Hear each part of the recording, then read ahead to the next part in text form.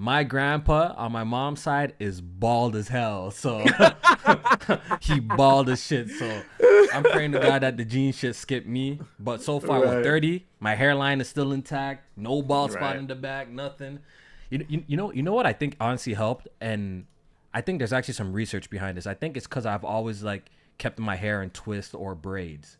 You know what I'm saying? I think because I've always done I've done that for a long period of time, that has actually kind of like helped my hair, like, and for it to not fall out and shit like that. Like I've oiled it and all that shit. You know what I'm saying? Yeah. Because I think women even do that, like when they're trying to grow their hair and stuff like that, they keep it like tied up and shit like that, or in some type of like twist or something like that. So, man, it's good though. Son, you see for all the cats got delayed, man. Oh, he ain't even there no more. The fuck? I'm over there talking to myself. Are we live?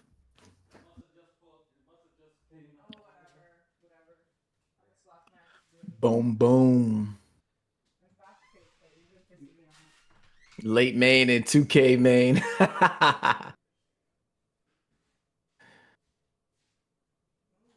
What's good, chat? Appreciate you. I see y'all in the chat. Blade X, what's good? 2K Maine, Arcade in the chat. What up? Jaron Stamps, Rich Homie Sean, Temper, what's goody? Muck in the building, Spider. My bad. Gianna Don. Nah, you good. Just shouting out the people. Yeah, I was running through the chat. I see them shouting me out 2K Maine. It only took about 10 years, but I finally hit Late Maine and 2K Maine, man. I'm like, yo, which nickname we using tonight? Which nickname we use? I don't know, but congratulations, sir. You've been I've been seeing you going live more frequently. You've been uploading more frequently. I appreciate it. Don't worry, yo. That's gonna turn. That is just that's how I take my 10K. That's just the rough patch. You know what I mean? As soon as we cross, it's gonna be smooth sailing after that. You know what I'm saying? Yeah. That's how you have to look at it. Once you figure it out, you gotta figure out, a nice little flow that works for you. Exactly, a lot of people fucking with the live streams and shit, the solo streams. Yeah, exactly. So I definitely gotta bring those back more. Shout out to the fucking Iron Lords podcast too. They did a little raid on my channel that definitely helped me out a lot. That helped you? That's dope. Hell yeah. Had like 180 folks in there. They was tuning in, and a lot of them stuck around, shit like that. Shit was fire, man. Shout out to those boys. I actually hit up Cognito not that long ago. I think we're gonna schedule have him appear on the podcast. I don't even think he's pulled up to PSP back when we did that before. I don't even recall. I don't think so. I don't remember him being on there. You've been on Iron Lords before, right? I think I've been on Iron Lords before. I don't think it's been a while though. I was just chopping it up with guest appearance on podcasts these days. That's what I was saying to Mooch the other day. Like I was just on Mooch shit last week, and I told him, like, because he be trying to get me on, but I work both jobs. So, like, sometimes on Fridays, I can't go because I got to either go to work or I'm doing some other shit with the family or my wife. I told him, it's crazy because I went on his show literally a year after the last time I've been on his show. And I didn't even get to stay. It was literally a year. You know how I know it was a year exactly? Because it was the day before my dad passed away. Oh, shit, really? His anniversary was... Well, his 1 year anniversary date was fucking Sunday. So that Friday was literally the year, almost a year before, a year to the day that I was on there, and I had to leave early. So, man, rest in peace, Papa JMaine, man. Rest in peace. Absolutely. Got together with the family. We went to breakfast and shit, let off some balloons and stuff like that. It was cool. Nice. It was cool. That's nice, man. That's nice. An honor. Yo, bro, we didn't do a podcast last week. Hopefully our mics sound good, by the way. Please let us know in the chat that we're loud and clear. But we didn't do a podcast last week, so we missed a lot of things. Like there's a shit ton to talk about, and we're not gonna go over everything. You already know how we do. We want to do a nice, concise show. We're just gonna really go over like the major things that happen during the week and have some good conversations, some good debates about it, and get out of here. So shout out to everyone who's tuning in to the podcast, man. I really do appreciate it. Shout out to all our live viewers. Shout out to all the people who come through every single week. We see y'all, we notice, we know who y'all are, the regular faces, and we really do appreciate y'all. Shout out to all the people with the like button and all that, and thank you for your continued support. We really do appreciate that. But JMaine, good gaming episode 48. lot to talk about. Like I said, a lot to talk about. A lot to get into. That's mad shit. Like I think it's the most pages I ever did with topics. I was just throwing shit on here. Bro, yeah, Shit in yo, where to even start? Yo, shit is crazy. I guess we can just catch up on what games we've been playing the past 2 weeks and stuff like that. Sure. If you have been playing anything at all, JMaine, because I know you be a little, you know what I mean? You be a Nah, little slacking on the sticks. Pause. Hey, yo, that was crazy. That was crazy. That was crazy. Slacking on the sticks is nuts. What the? Nah, no, it'd be hard for me to get time in, dog. Like, it just sucks, man. Working 2 jobs really does suck. But, I've just been on that Starfield. Definitely, doing my thing on that Starfield, trying to get through it and not get overwhelmed by all the shit and all the options there is to take on. So definitely having a good time playing that. I downloaded Liza P, but I didn't get a chance to play it yet. I was going to get into it. I might even do like, I don't know. Yeah, I'm not even I want to play that game, but I'm not even downloading it, bro. Until I'm making a pact with myself. Until I clear some of these games on my backlog, I'm not downloading nothing new anymore. Nothing new. I need to be focused. I need to play one game at a time and just done it. You know what I mean? I'm playing too much shit, bro. I'm playing too much shit. That's where I'll be fucking up too, because I'll be getting like downloads. I downloaded Cyberpunk again for the 2.0 update. I want to play that too.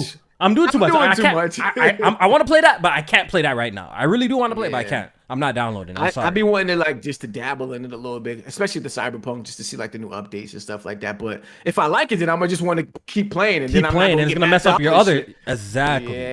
So it's not. I gotta refocus and keep my focus on a few games that I'm locked in on. But yeah, I'm kind of getting overwhelmed, man. This shit is crazy. And before you know it, Spider-Man to be here, like it's. Yeah, exactly, it's bad. Exactly. It's bad, but mainly Starfield and shit. I didn't even beat Final Fantasy 16 yet, dog. That's how like far behind I am. I'm like on the last like 10 missions or some shit. Like it's crazy, man. Yeah, so, this is definitely a strong year. Like I don't care what nobody says, because like I've never felt like this before. Like this overwhelmed. I've felt overwhelmed before with like some cool shit to play out, but not this overwhelmed ever. There's a lot of interesting games that I want to check out that I just do not have the time. And on top of that, I'm gonna call some YouTubers out. Oh shit! Here we go. I was about to say, I was going to tell you to get the soundboard ready today too. Send some shots out today. What is you talking about? Yo, some of these YouTubers, I'm convinced is either that y'all neglecting y'all families, not taking care of responsibilities, because there's no fucking way that you're beating video games. Is that it's no fucking way. JMaine, there's no way. A lot of these niggas ain't got no life. They're not beating game shit. Yo, bro, which is cool and all, but it is what it is. JMaine, bro, straight up hardcore nerds, I know, and that's fine. I know my life is not everybody's life. Everyone has different situations, you know what I mean? But I just I just take my life as an example. Sometimes I just look at it, bro. I wake up every single day around 5:30 to 6 o'clock. Every single day around 5:30 to 6 o'clock to get to work at 7 o'clock. For my specific job, I don't do a 9 to 5 type of job, right? We finish my line of work. I'm done when the job is done. When the job is done. When the job is done, that's when I'm done. And usually, sometimes that could be, if I'm lucky, 9 hours. Sometimes like on the minimum. I don't do more. On the minimum, I do 9 hours. That's on the low end.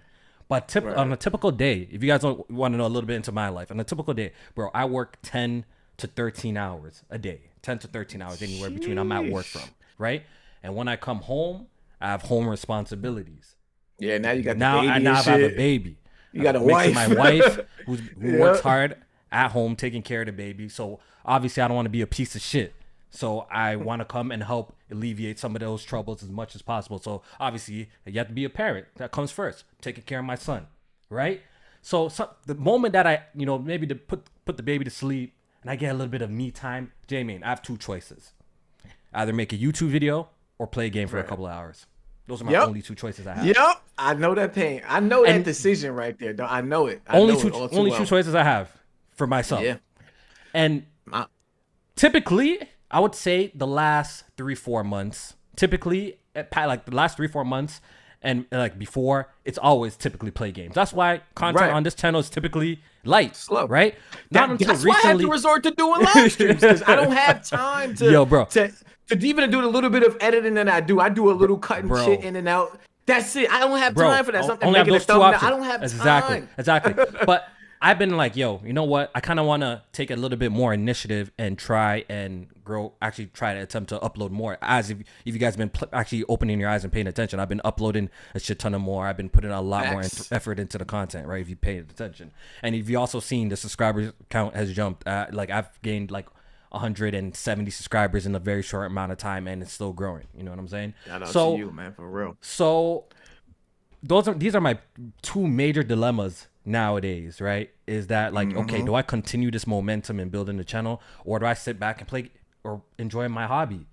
And I don't ever want like YouTube and shit to be like, to kind of get in the way of like what I truly enjoy, because I see a lot of people, some of y'all don't really look happy doing this shit. Some of y'all, this is just business for y'all because it's lucrative. But I actually love, like, if you don't even know, I actually really love video games, like for real. Like I actually love the art of it. I love everything about it. I'm the nigga that opens the case and smells the shit. The smells and breathes into fumes of my shit. I have a massive, over hundreds of games of physical copies. I go out and collect copies. I replay. You guys already know me. Y'all crack on me. Y'all crack at no, but I replay my games. Y'all crack at me. But I just fucking money makers. Yeah, I just fucking beat Uncharted Drake's Fortune for the 7th time. Every so often I replay some of the games that I just love. Like I love this shit. You know what I mean? I actually love video games with a passion. So it's a really hard dilemma that I have to go through constantly. Is like, yo, feed the streets with some content or enjoy my hobby. So a year like this year where there's been a shit ton of video games, JMaine, it's been super hard. I feel like I'm so behind. I want to play Sea of Stars, which I have been playing 6 hours in. I could play that at least on the Steam Deck and at work sometimes when I have the opportunity. So I'll talk about that a little bit. I've been playing Armored Core. I'm almost done that. I'm like almost at chapter 4, and I think there's only 5 chapters in the game. I want to finish that up. Bro, Starfield. Liza P, like you mentioned, is out. Crazy. Bro, they're just too Mortal much. Kombat 1 just came out. Bro, I haven't been bought that. I'm interested in all of these. Bro, I'm so jealous of y'all unemployed bums, bro. I'm really jealous. I miss the days that a brother was unemployed, Social Security, bro. Anything like that, bro. You can bro, just chill at the house I'm hating. Games. I'm actually hating. Don't think I'm just slapping the race. I'm hating. If you're unemployed, I'm hating. Some grace. Even if you have a good enough job where you could just chill around and kind of just lounge and be at the house and play games and shit. I'm hating on you too. I'm hating on you. I'm hating, bro. Don't take this more gaming time than me. I'm hating. Y'all bums. I'm jealous. Don't take this as hate or a man throwing shots. I'm actually jealous of y'all. I want to be y'all. I want to be a bum. I want the opportunity and the luxury to be a bum so I can sit here and play games all freaking day and catch up. Because that's what I used to do back in the day when I was in high school and shit. You know what I mean? When I didn't have no responsibilities in elementary. I miss those days where you could just be up and just play games, bro. Oh my God, bro. That's when I should have been heavy in the YouTube streets. Real talk. Yeah, I started this shit late. You already know how it go, bro. We all started this shit too late. You know what I mean? Like at this point, I ain't even trying to blow up. I'm just trying to get to a point where I get free games. That's it. That's all I want. That's all I want. Early access to free games. That's it. Yeah. Across the board. That's all I want. It's a nice little channel where I can get review codes and play shit early and some donations. That's it. Yeah, you know what? See, that's one thing that I will say that, you know, my dream was always to like one day go to E3 and you see that one's a wrap. That one's the doors are closed on that one, JMaine. E3's dead. That was like always my dream. But also another dream I had is also just, you know, to be able to like one day and, you know, work with companies like PlayStation and Xbox and stuff like that. And you know, the fact that I ticked off that check mark, I'm pretty happy about that. I do want to shout out. You went out. The Xbox mans, they sent me actually the Starfield rap to check out. Man. Oh, you wrapped that thing up. Yeah. How is it? How's the quality and all that on there? You know what? It's not bad. Yeah. It's not bad. They sent me a sample. That shit just sliding off. Yeah. It is. Y'all be careful when y'all pick this joint up. Yo, bro, y'all be careful when y'all pick this joint up. Look at this. Look, slipping. Y'all be careful when y'all pick this joint up. But I will. Have the Velcro strap on the back. It does, but it slips off. That shit ain't tight. Nah, it is tight, bro, but it slips off. But I will say that they got the little wee in the Magnum condom. That shit slipping off. Oh man, I don't even think this joint is out yet, right? This shit hasn't released yet. I don't think so. I don't think it's out yet, but Xbox sent over one for me to just have, so stuff like this is always cool, you know what I mean? Like, I always wanted to work myself into a position where I was afforded opportunities like this, and so that's super dope that they did that. And you already know we PlayStation babies out here now, we're part of the Playmaker program, and we got some really cool stuff coming for that too. So I will say I fell in a pretty comfortable spot that I like. That's all the point I'm trying to call. I fell in the spot that I kind of like, and I'm happy doing this. That I never want to lose my love for gaming. That's all I want to say, and I don't want YouTube to ever get in the way of that, or nothing else to get in the way of that. So I always have to keep that passion strong. But yeah, we got a lot to talk about. We can't spend too much time chopping it up. Oh no. Let's get to some of these conferences that we missed. The state of play. For sure. Let's talk about that. You want to start there? I want to start at the state of play first. I did not watch this live. I saw you do a live reaction to this on your channel.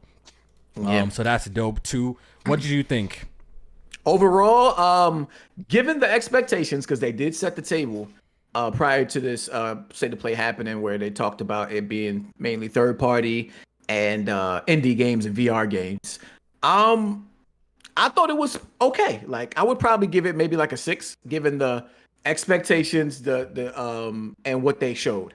So for me, at this point, I look at state of play as something where they're going to give you a broad range of things, nothing too major. You might get 1 or 2 major announcements, but state of play is never the thing I'm looking forward to. Sony coming through and dropping an E3 style showcase where they got the first party all lined up. I've learned that from now. I can no longer be disappointed when that don't happen, because you're only setting yourself up for failure when you expect that. That's why the showcase was so disappointing, because it didn't have what we was expecting in terms of gameplay, release dates, and first party announcements. With this, I thought it was I gave it a 6 a lot is because it had some release dates in here too that I thought were really good. Helldivers got delayed. It got pushed back. Wasn't that supposed to come out this year? Yeah, it was slated for 2023. I'm looking forward to that. I'm really looking forward to Helldivers but too. that got pushed back to February, which is we're doing a stream, by the way. We got to do a co-op. We got to do a co-op stream for the people. We got to. Of course. We got to. Of course. And they got that friendly fire on in that game, so that shit about to get crazy. We might have to pull 2 people from the chat or something. And we could do that. We could find someone in one of our viewers to come play with us. Yeah, 100%. Absolutely, that would be fire. So, they get release dates though. Final Fantasy VII Rebirth got the release date. Helldivers 2 got a release date, and we got a few announcements with Ghostbusters on the VR that's coming to VR. I don't know what was up with that first game that they showed. All I know is that nigga had. Listen, you see, once again, y'all gonna say it's crazy, but I thought this shit kind of looked kind of entertaining to me, bro. I know people are cracking on baby steps, but I thought this shit looked kind of entertaining. To open the show though, that's kind of crazy. Yeah. That's a crazy opener. Like, it seems like a cool little indie game though. Like, with them stupid. You know what? High on Life. Some people, games like that. I understand that some people don't find, those type of games funny at all, or that comedy is not for them. But I kind of like stupid shit like this. It seems like it's. No, I thought the mechanics look good. Like, they look cool. Like, I think the whole point of this is like you control your feet pretty much, and I guess you got to find a way to traverse certain areas or some shit like that, right? Right. It kind of gave me Death Stranding vibes. Being that you have to, focus on walking. Walking and your balance and stuff like that. So it's like a puzzle, like a puzzle platformer almost. But and I would check it out. Like, it's not the game that I'm running to play, but I would check it out if I had an opportunity and nothing else to play. I would check it out. Only way I'm playing is if it's like day 1 PlayStation Plus type game. That's the only way. What Jack said, that was Gaming Addict with a BBL.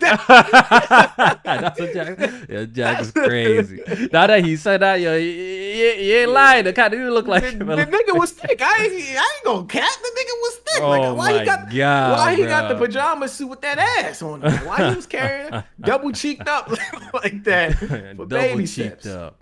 That's crazy. So they showed baby steps. Like you said, they showed some VR games of Ghostbusters, which if you're into PSVR, it looks cool. We also got this is where we got the announcement of Resident Evil 4, the expansion with Ada Wong Separate separation. ways. Yeah, separate ways, which is out actually today. Yeah, it came out today, $10. And you played through, of course, the Ada DLC. How you feel about them charging $10? You okay with that? Being that this was something that was like, I think, a part of Resident Evil 4. It's probably part of the game. It was probably Yeah, part of the the game, original. and they probably see. Look, these companies are just looking for ways to kind of milk. Get more money. I wouldn't be surprised if this was pretty much cooked up already at the launch. You know what I mean? They just kind of staggered it. You know what I Yeah. mean? Oh, for sure. They probably had this. That's cooked how up they already. turn these single player games into almost like a semi live service, is by keeping the content continuously flowing. Strip a little something here and there out and add it in. Added in later. Like once again, ever since we connected to the internet, now they can use all of these tactics to nickel and dime the consumer. But it is what it is. That's the world we live in. That's the gaming world we live in right now. So it is what it is. At least it's $10. I will say that. And I saw a lot of conversation surrounding this, that like, yo, this DLC is pretty much as long as Resident Evil 3 remake, and some people were just taking that in. Yeah, I seen that. I seen that too. I seen that conversation going around. Yeah. So it is what it is. If you're a fan of it, looked good, pick though. it up. The gameplay looked good. I'm gonna pick it got up the once again. I grappling want to hook. have the opportunity, but not now. I'm not wasting no money until I clean up some of the games I need to beat right now. So I will be playing this eventually, though. They also did confirm that the VR mode for Resident Evil 4 is coming out winter 2023. We don't have a solid release date, but it's still confirmed for this year. I still don't see how that's coming out this year, but I thought, You think it's gonna Capcom get delayed? Yeah, I just feel like Capcom had a thing at Tokyo Game Show, and they didn't even give a release date there. I don't think so. Or else, unless they do it at It's a possibility that it gets delayed. now. I think it's a possibility, but I wouldn't be surprised if if it does come out this year as well. VR definitely needs it. It needs it. VR too. I feel like that's that could be a system seller for it. How like Gran Turismo. I mean, all the Resident Evil VR is fire. But when these type of games get the VR modes, they're always great showcases for what the VR is capable of. So I think it definitely would need it for this year, especially around the holiday season. That would be perfect. Yeah. They showed a game. They re-showed this game, Avatar: Frontiers of Pandora. It's pretty much Far Cry Avatar. I can't wait to play it. I'm not really a big Avatar fan. I will say I did enjoy the second the first two movies. Actually, I did enjoy the movies, but I'm not like a super Avatar fan. From what I'm seeing, the gameplay don't look half bad. Once again, it does look very similar to a Far Cry experience, but just in the world of Avatar. Is this something I would play? On a drought, I'm bored, I need something to play, I would check it out. That's how I feel about it. This is not like a day one purchase for me personally. This is something after like I play all the games I actually really want to play and I'm looking for something to play, then I might look into it. That's how I kind of feel about this game. How about you? Right. I think the game looks beautiful from a graphical perspective. Visually looks nice, yes. Yeah, but it's gonna take a little bit more honest, than that to get me hooked, get me on board. You sure? Usually the graphics can pull you in. I mean, sometimes, but 4K, not. I think not. 4090 ultra wide, beautiful. Turned up to ultra. I'm getting 180 FPS. They usually can pull you in, but like everybody's been saying, this is definitely Avatar Far Cry. I like the world that Avatar has built, at least in the movies, so that kind of pulled me in a little bit. And then a little bit disappointed that there ain't no third person option, but y'all gotta stop with that. Y'all gotta stop with that, bro. Y'all gotta stop with that. Y'all are so annoying, bro. Y'all third person junkies, druggies are so annoying, bro. Y'all want to play everything in third person. Cut it out, bro. Like, yo, it's not it. It's not it. It is it. This game could be perfectly fine in first person. Cut it out, bro. So you want to play Far Cry in third person too? That's what you're trying to tell me? If they had the option, absolutely I would. Jesus Christ, absolutely, bro. I would. That's one thing. That's one thing I have to say. PlayStation has ruined with some of these gamers, bro. Y'all are brainwashed thinking that everything needs to be freaking third person. I wouldn't ask for Doom to be third person. Doom is perfectly fine as a first. I'm sure there's gonna be mass like, yo, Doom will be so much better if it's third person, bro. It'll be so much better. Nah. Come on, bro. I wouldn't ask for Doom. Maybe if they had a mode, I would be okay with it. But if Doom was always wanted to stay first person, that's perfectly fine. I feel like for something like that, it's way better. I feel like the first person, more linear style game is better first person. I mean, yeah, you know what I mean. Third person for open world games, Third person way better. You get to see more of the world. You get to see more of the character that you're portraying as. They even got the traversal in this game in third person. Like, why even do that? What's the point of doing that if you're not gonna have the combat in first person? I don't mind, man. I don't mind the first person perspective. I actually think PlayStation needs to do more first person games. I think they need to mix it up and actually give us more first person and stop relying on only third person perspective games. Just to me personally, though, that's what I would like to see. You know what I mean? Because look, I get it. You can't see your character, but I feel like the focus also could be on maybe world details, other animations, and for like NPCs and all that fly stuff. Like if the focus could be placed somewhere else, it doesn't always have to play on your player character itself. It could be in the world and stuff like that. So I don't know, man. I just be seeing that a lot, but it seems like every first person game that comes out, people are like, I want to play it. Where's the third person mode? It just seems like that nowadays, bro. Like, come on, bro. Third person is superior, man.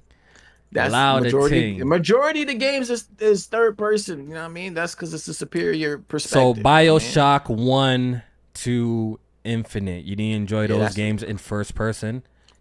Again, those are more linear experiences. Those aren't these open world games that you are traveling and finding secrets and exploring different, So so you pretty much prefer all open worlds to be third person perspective. Yes, absolutely. If it's open world, third person, give me that. At least give me that option.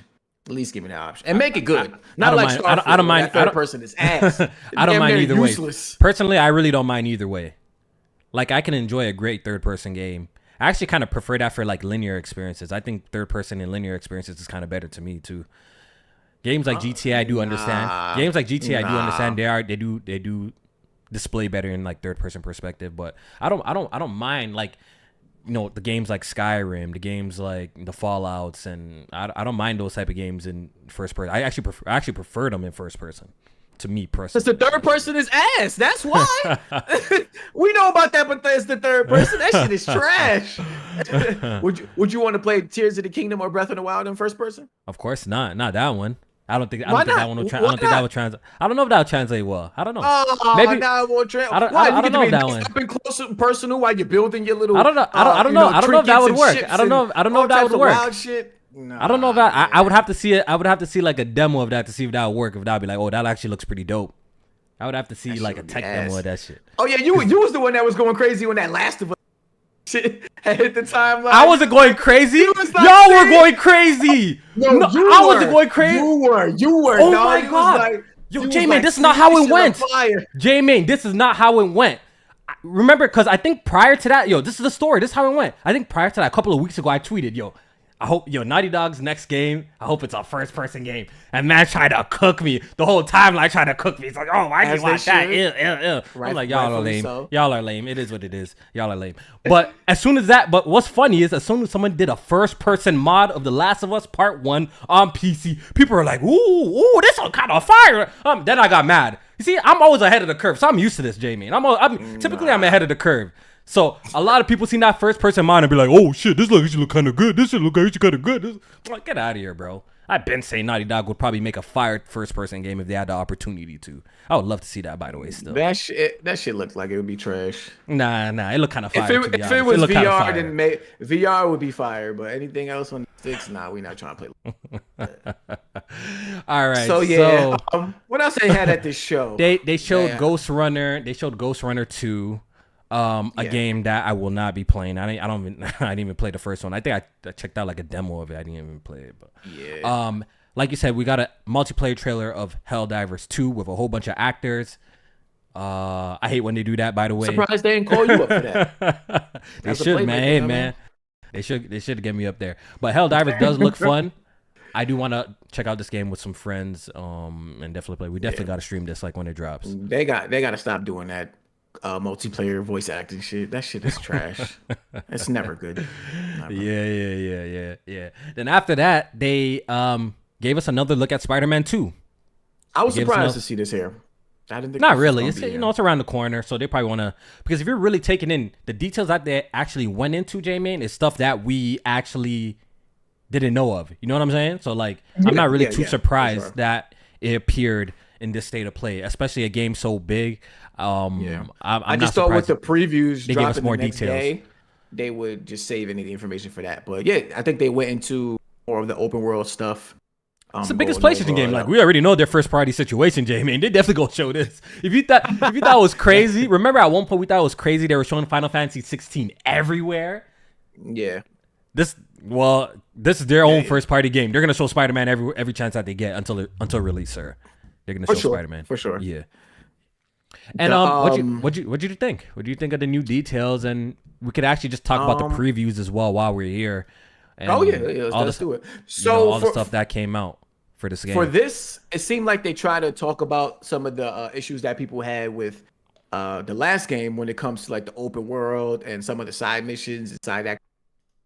I don't feel like they went too much into detail enough in this video about making me feel like they've alleviated those concerns. Yeah. Some of the things that I was hearing in the previews made me a little bit more excited. Like they talked about how a lot of the side content, or at least more of the side content, lead to like other villains and shit like that. I know they did that in the first game and stuff like that, but I would like to see more of the, more of the Spider-Man lore be into this game with other villains popping up at the end of, long side quests. They talked about side quests being just as detailed as the main missions. That gets me excited because when I played games like Horizon or God of War, those side missions, like they were really good. And, layered side missions, things that you go into thinking it's just going to be something plain and basic, and then it ends up expanding into something that's way more layered and detailed. That's the type of side content that I'm hoping to see in Marvel Spider-Man 2. Okay. Yeah. You know what has been extremely impressive?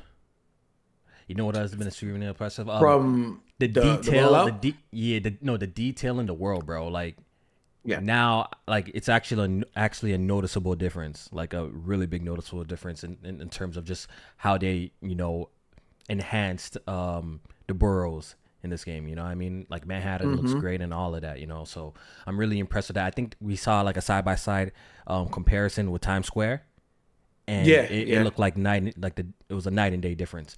Also, what was super impressive was the fact that you can fast travel like to any point in the map, and it's literally immediately. You mean like real next gen features? You know what I'm saying? Not like walking through a door and getting a loaded screen, and going to a ship getting a loaded screen, and that's not what it does. Man, that's crazy. It's so crazy to just think that next generation games will have features like that. But I digress. That was fire though. That was fire. You like pick anywhere on the map and just fast travel like that. I think that's like the overall speed of the game is nice too. The swing speed is so much faster. Now we know that the map is 2 times bigger since they added the 2 extra boroughs. So the fact that we can swing through the streets much faster is really, really dope. I've been hearing that like they improved on the swinging mechanics and like how the physics works and stuff like that. So that's really cool too. What else about Spider-Man 2 that the modes, the visual and performance modes. Oh, all of them have ray tracing. All of them will have ray tracing. Yep. So the 30 dope. FPS, the 40 FPS, and the 60 FPS mode all will have ray tracing. They said there's not even an option to confident. That's dope. That's dope. This game will run very well at the with the ray tracing implement. So that's fire to hear. Again, more next generation features. So what's the modes that we have? We have a 40 frames per second mode. We have a 60. Yeah. And what else? And a 30, the fidelity mode. And a 30. Okay. All right. Cool. So I think the thing is, even in previous games, Insomniac implemented the performance ray tracing mode. So they kind of been there already. They actually probably been doing some of the best work when it comes to implementing the ray tracing on a console level. Yeah, with Ratchet and Clank as well. Yeah. So that was I think Miles Morales might have had it, and I think honestly, Insomniac's been cooking. They've been cooking, bro. Like they've literally been carrying. Honestly, they're really carrying the PlayStation 5 generation, and we're already hearing that they're working on. Close. Yeah, and we're hearing that they're already like hard at work, and we're hearing developers tweet out like, we're off to work on Wolverine. And that's going into like full production and stuff like that, which most likely won't come out next year, but will probably be revealed more in more detail next year. I'm pretty sure we'll get a trailer at some point, and it will probably come out in 2025. So Insomniac, honestly, like you said, they're definitely the MVP of this generation. They have been putting out quality work at a nice consistent pace. Honestly, top tier developer right now for PlayStation. Top tier developer. Easily.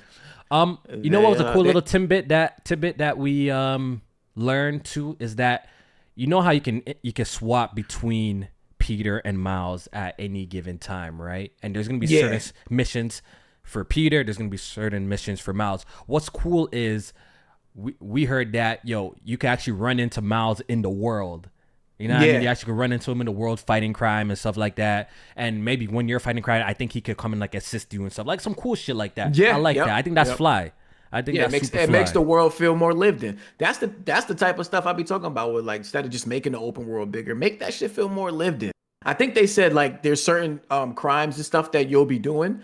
And like pedestrians will ask you after the crime is like, taken care of for you to swing them to the hospital. Like that's kind of fly. That would be fly. That would be is that true? Is that true? I read that. I don't know how true that is. Take that with a grain of salt. Yeah, take that. I never heard no shit like that. That's fire. Yeah, like a pedestrian action to take him to the hospital. If that's in the game, that's fire. Like that's the type of open world shit that I want to see. It kind of reminds me like GTA. Like you'll see just pedestrians just doing stuff on their own, or pedestrians acting like the world is actually a thing. Like they actually live, and they're not just walking out there blindly or aimlessly. So that's the things that I want to see more of in these open worlds. Yeah. I guess we've seen a lot of this game. I'm ready to play it. I can't wait. You know what I mean? PlayStation send over the code soon ASAP. Listen, 20, I think 29 days now at this point. The game has gone gold. Yeah, it just went gold. The game has gone gold. So that's very, they cooking over there, bro. They cooking, bro.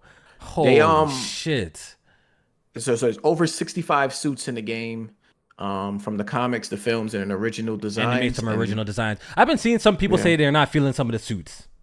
I like a lot of them that I've seen though. Yeah, me too. Like, some of them I wouldn't. I definitely wouldn't. It's not my style. It's a little bit too crazy, but I've seen a lot of suits that I like as well. I don't go too crazy with the suits on my first playthrough anyway. Like I like to keep the main missions to the original suits. Real quick, were they talking about some sort of mix and matching type of situation going on, or like combining suits? I feel like I seen that somewhere. I don't know if I'm misquoting it.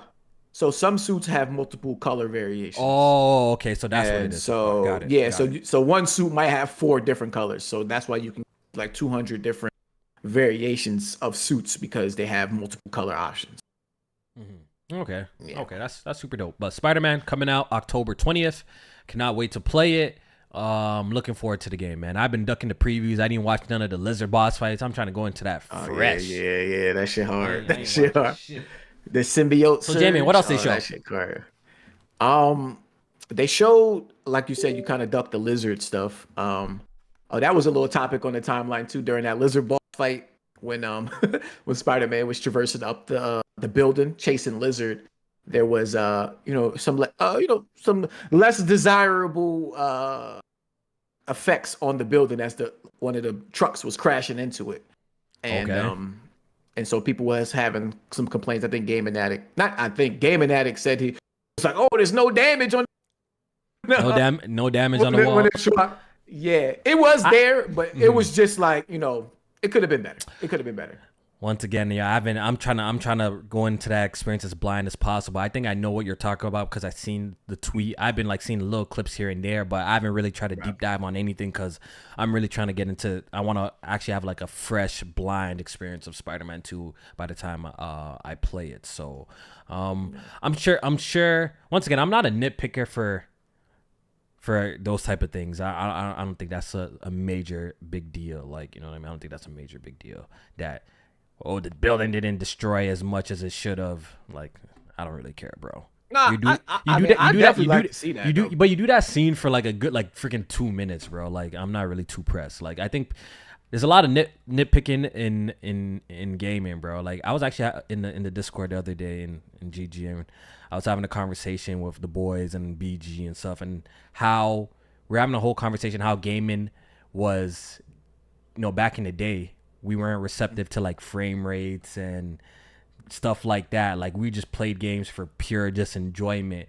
And pretty much I was explaining that, I think it's just the more information that we know about games and the process, and the more deep we get into it, the more critical we become of just gaming in general. You know what I mean? That's why we were like just saying like, yo, we're just envious of like casual gamers, how like they could just pick up anything and play and pretty much not give a shit in terms of this. But you know, us as the hardcore, like we look at so many things now when experiencing a game, like, yo, so our process is so much more different versus then we're just saying like, yo, we just remember the days when man just fired a game and kind of just played it, and like, you know, your only concern is like, yo, you're having a good time or you're not, yo, like we're just going over like I get that.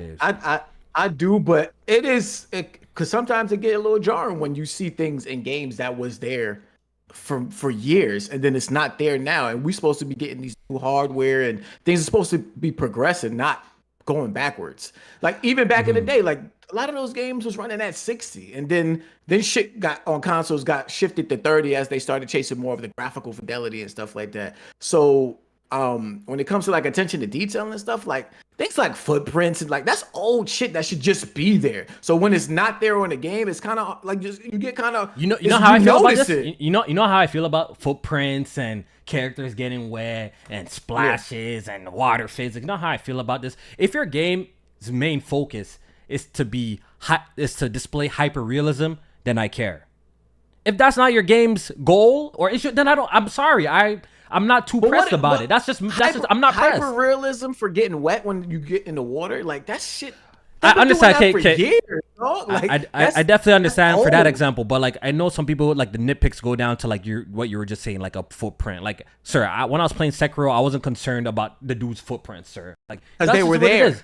Was it? Yes, they were. I don't remember. I wasn't looking. I wasn't even looking. In the snow in Sekiro, you gonna make a footprint. It's there. I wasn't even paying attention because that's not my focus. That's not literally my focus when I'm playing that game, bro. Like for a game that's going for super, like when you're playing the game like Last of Us, Naughty Dog's whole goal for that game is they have literally probably mad staff just working on a shit ton of animations, right? Because they're trying to pick a super realistic experience. When I play a game like Bloodborne or Sekiro, like they're not really going for that. So I guess I'm not like, oh, why is my character? I don't see footprints. Oh, like I guess I don't pay attention. I don't even pay attention to that shit. I get what you're saying, but it's the basic stuff that even if you're not going for the hyper realistic look, it should be there. It's just basic. If you're shooting the gun, I saw that clip in question that y'all talking about, that Spider-Man. I saw that clip in question. That's for me personally, that's no big deal. That's nothing to me. You know what makes something like that a big deal is during that same exact fight,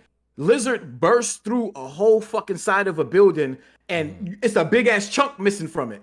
Yet when he's climbing up the building and the truck is crashing against the windows, it's not as much damage. It's not as much damage. Texture on the thing, like that type of shit can get jarring when you see it. Like the inconsistencies. I don't know, man. I don't know, bro. The inconsistencies of it. I think us as gamers, sometimes I get it. We want to push forward. I 100% agree with you, but I think sometimes we gotta reel it in a little bit and kind of just fucking, yo, we're playing a game. We just want to play the game and enjoy a great fucking game, and you know the core like that doesn't affect your core experience like that. Like, you know what I'm saying? It's like I'm talking about those crazy little nitpicks that we be seeing. Some of the little, I think some of those type of shit we have to let it go, bro. Like that's not really.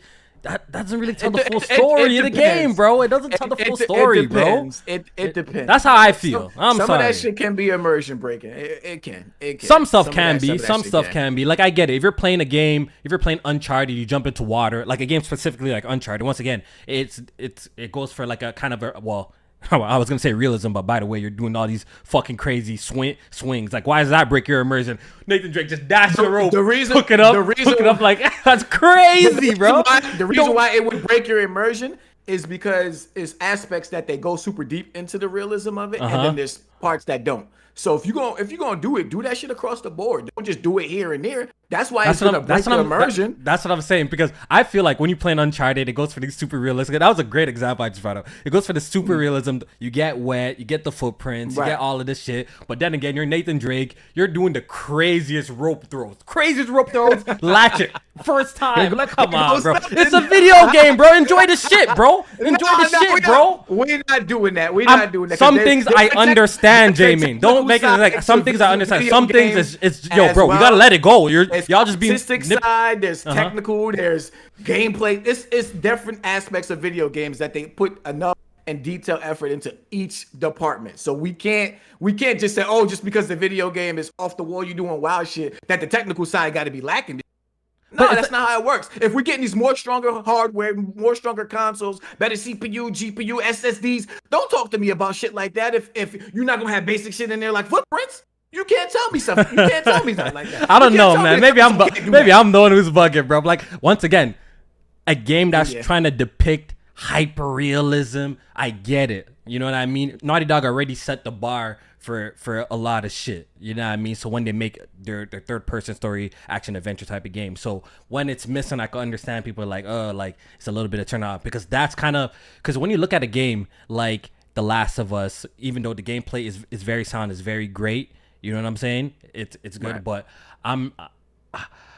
I'm not really too pressed for a game like Spider-Man that, like, okay, yo, we running up the walls and not all the glasses fall, it's not cracking. Like, yo, I think, like, yo, we do that little segment for like literally 3 to 4 minutes. Like, I once again, it doesn't tell the whole story of the game. I don't think it should be used as a knock as a game that, like, oh, yo, Lizard climbed the wall, they was dragging the car, and then it didn't break the whole building down. Like, you know what I mean? Like, I think, yo, bro, like, I think we get to a point that, like, yo, we doing too much, and like, that's just how I feel, man. I don't know if my point's coming across. Hey, no, clearly, it's definitely some people. Some people just don't care about it as much. So I take that aspect. Plus, the game ain't out yet, so we spending all this time on it. We don't even know. I know. I'm looking.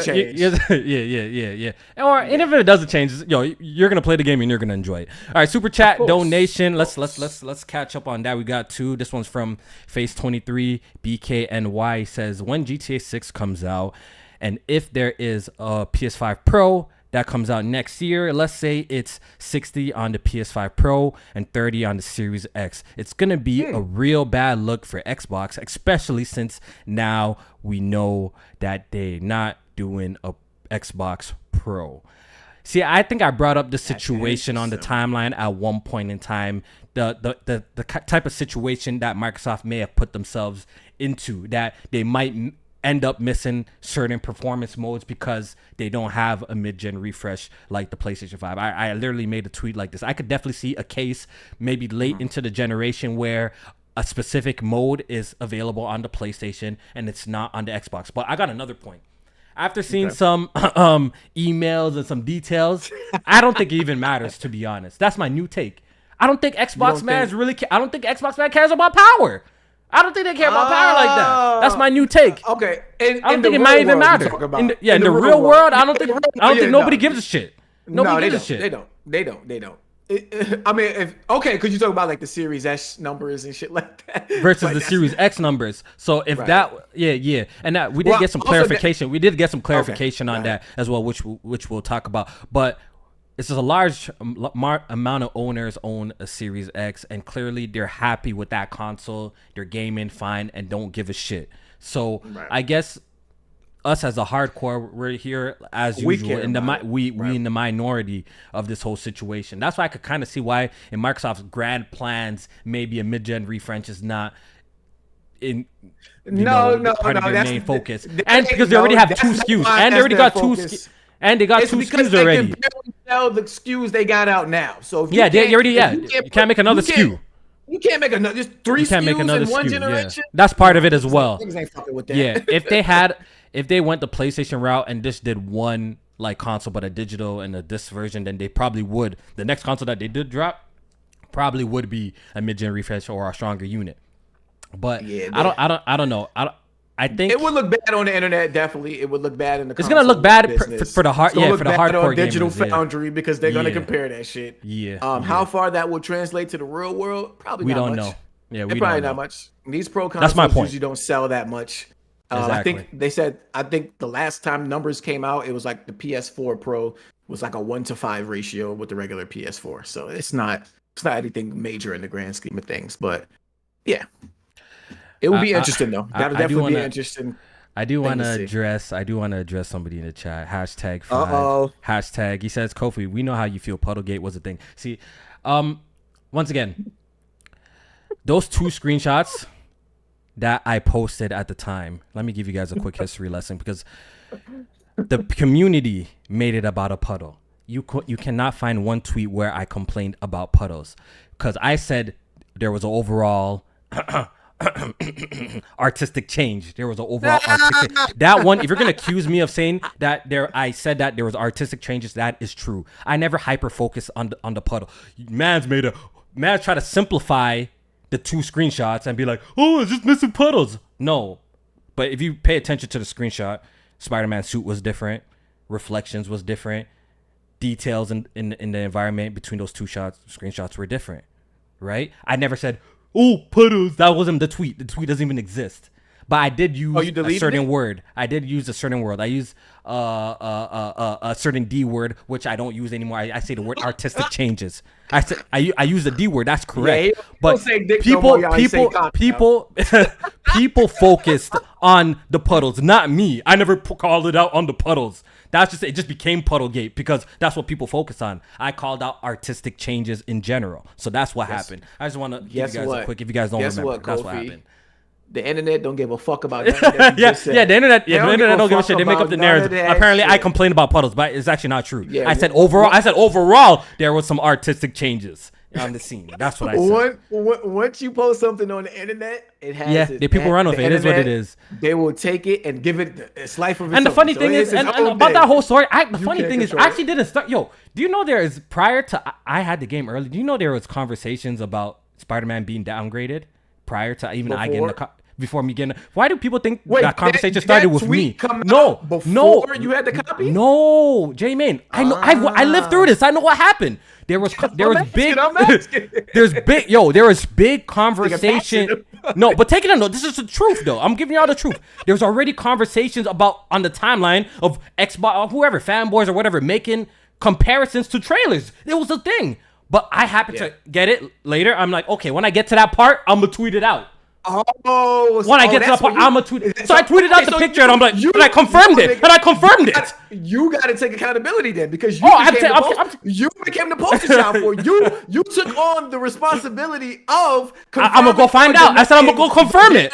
I got the game. I'm like, let me go confirm it. So after that, everything that comes with it, you're attached to. That's your name. I wear it. It is what it is. I'm just giving a brief, but there was conversation. There was so much conversations around Spider-Man, and I didn't even have the game at that point. But when I did get the game, I'm like, yo, once I get to that one particular scene, I'm gonna take a screenshot for you and confirm with y'all. And I put it up, and it did its thing. It did its thing, yo. So it is what it is. It is Naughty Dog. I mean, Naughty Dog. Insomniac definitely took your stream. Didn't they took that stream down when you was talking about the game?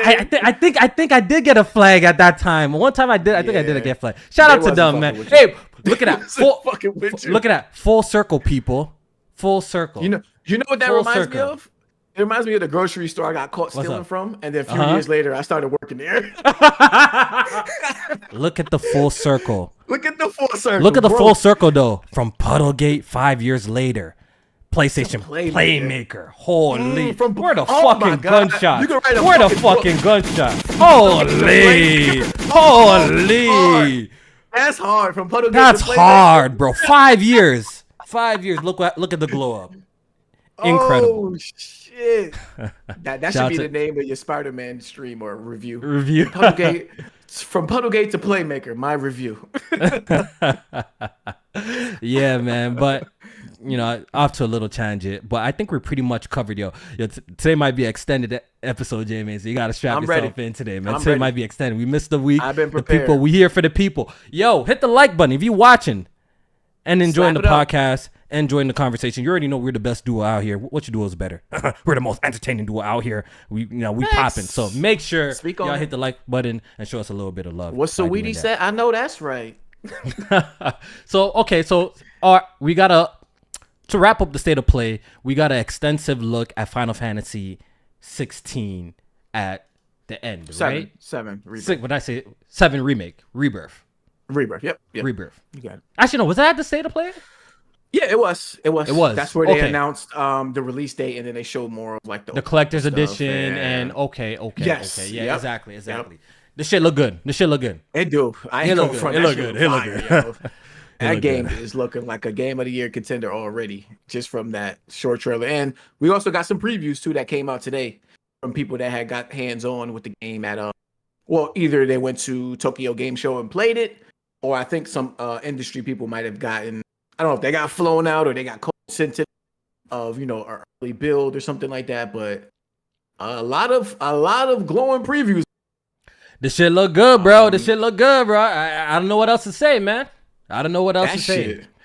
It look fire. It seems like it's so much more stuff to do within the open world, and like just even the little, like even seeing them riding on the Segway, the little shit with the wheels. Even that was fire to me. Like much bigger game, open worlds to explore. Sephiroth and that shit. Yeah, we seen pretty much like a flashback between Cloud and Sephiroth. Sephiroth is a playable character in the game where you're gonna be able to. It seems like it's gonna be a really, really dope game, man. And it does look like they have taken it to the next level. You know what I mean? It does look like that. But don't worry, JMaine. We're going to make sure that Cloud has footprints on the floor before we give it a 9 out of 10 or a 10 out of 10, right? Oh, yeah. Because if Cloud don't have footprints, if Cloud don't have footprints on the floor, the game must be trash, right, people? No footprints on the floor? You must be trash. Yes. Make sure the footprints is there. The swimming was looking a little spooky. It was looking a little spooky. The water physics wasn't, Come on, bro. Got wet when he came out the water. You know what I like about the you know what I on that when the game come out. You know what I like about playing the remake? I actually prefer the combat system in Final Fantasy VII Remake over even Final Fantasy 16. I do prefer it. I do prefer it because it's just way more thinking towards to it. Way more strategizing towards it. Being able to, swap characters as well. Way better. What they call it? The ATB, I think it's called. Yeah, exactly. And with this new game, it seems like they're adding onto it. It's pretty much, I've seen previews where they're saying it's pretty much identical, but they added like a synergy mechanic where you and a partner could pretty much do another type of limit breaker move when the synergy is built up. That's my takeaway from it. I'm looking forward to it because even though I don't care what nobody says, I think the Final Fantasy VII story is a little wonky, but that gameplay, that story is a little wonky. I know y'all be swearing by it. I think it's a little wonky, a little confusing. We got fucking Zack, which is supposed to be dead, or so I don't know what the fuck going on, bro. I'm gonna keep it all the way 1,000. Y'all have to watch some Final Fantasy channels if you want to get story breakdowns. You're not getting that shit from me. But all I can tell you is that gameplay is definitely super fire, bro. That got the chocobos. You can fly on the chocobos. You can climb up mountains with the chocobos. What else? They got performance mode, graphics mode. The game will come on 2 discs. I think they said 150 gigabytes in total. I also think they said that you don't have to. You're gonna install it to your disk drive. I don't know if they're gonna have that. Nah, switch to disc 2. No, I think you install one. You install probably both, maybe, and you play from one, and then the other, and then you probably just play from one. I think that's what's they should definitely have a moment in there. That'll be fly. I think they should have done that for physical people. Be like, yo, put the disc 2. Yeah, that was just restore the feeling. I remember when games used to do that shit with like Shenmue and shit like that. It had 3 or 4 discs, bro. Like, holy. Yo, people thought, if people thought loading is bad today, I don't know if some new age gamers, bro. Go back on the original Dreamcast and play Shenmue. Holy, even that loading screens were like in Starfield and shit were bad. I don't even know how niggas used to play this back in the day, bro. Like, yo, this shit was bad back in the day, yo. Holy, yo. That's one improvement to gaming that's just been a major benefit that we save a lot of time not dealing with loading screens anymore. I was what was I playing? I forget. I was playing some game, a PS4 game, or I think it might even be a PS3 game, and I was able to like get on my phone. Check Twitter a little bit. You can go make lunch. Do shit like that. Yeah, you can go make a sandwich. Like come back. Go take a piss. You're still loading. Take a phone call. Call the wife. Like, you know what I mean? Check it. You can't do nothing like that. Exactly. That's the benefit. We take that shit for granted. Yeah, we do. Type 1 super chat donation real quick. He says, "Can we talk about those caca sauce suits they showed off? October, a banger for gaming. Stay smooth." Yeah, we definitely mentioned the suits already, but I appreciate it. I think he's talking about Spider-Man when we were talking about Spider-Man. Okay. Oh, yeah, you were saying a lot of people ain't fucking with it. Yeah. Some of them suits I like, some of them I don't. Some of them I like, but they got so much, so they got the rainy black suit in that game, dog. That's dope. Oh, man. That's super dope. Man. Yeah. So I think some more tidbits about Final Fantasy. Main story, 35 to 40 hours. That's a little bit longer than the first one. Parrying is confirmed. Swimming we talked about, that's confirmed. They said every character now has dodge by default, and then exploration seems to be a big highlight. If out of distance treasure. So and they said the story. Well, actually, I don't want to. That might be spoilers. Yeah, maybe we What just let it else? rock. We just let that And Red rock. 13 is now fully playable. Flay Pope. And The game's gonna be dope. unique We got a combats lot and of stuff. information. We got the look at the collector's edition. We got a lot. So if you interested in Final Fantasy VII Rebirth, just go ahead and Google it. You're gonna find a shit ton of information about the game. The game looks good though. I will say that. But moving on quickly, let's go over this Nintendo Direct. Another thing I did not watch. I did not watch this. So I think you did did a live reaction to this. I did. We could just talk about the banger games that were there. We don't have to go over every single thing that happened, but we could just go over the bangers. Shit, most of the bangers were old shit. It was a lot of remasters and remakes at this Nintendo Direct. You know what this told me, JMaine? After looking at the list of announced games, it told me the Switch is on its last legs in the sense that they're gearing up for the next console. That's what this Direct told me. Absolutely, because they a lot of games had like winter 2024 release dates and stuff like that. For me, not the most exciting, but the game that was like the most new and showed a little bit of promise was that Princess Peach Showtime. I ain't going front. That Princess Peach Showtime looked alright. I'm definitely gonna be keeping my eye on that. I liked how Princess Peach the gameplay switches up. Let me see if I can find that, yo. Princess Peach. Yeah, the trailer is in that. I didn't even watch it, bro. It's called Princess Peach Showtime. Princess Peach Showtime. What is it supposed to be? Is it supposed to be like some platformer or something like that? Like what, Peach platformer? And it has like different aspects to it based on like what she's like going up against. Like she has different outfits that she can transform to, which give her different access to like new abilities and stuff like that. So the Mario hat, pretty much like swapping the cap type of situation. I guess you could say that, yeah. But it's like the stages, the differences between them are vast. Like there's a Detective Peach mode where you put that outfit on and she's looking around mysteries, looking up clues and trying to solve things. Peach. Okay. It's like different stuff that she has going on. I thought the gameplay looked all right, and it's supposed to come out March of 2023. Oh, so it's coming out this year. Okay. Oh no, I'm bugging. March of 2024.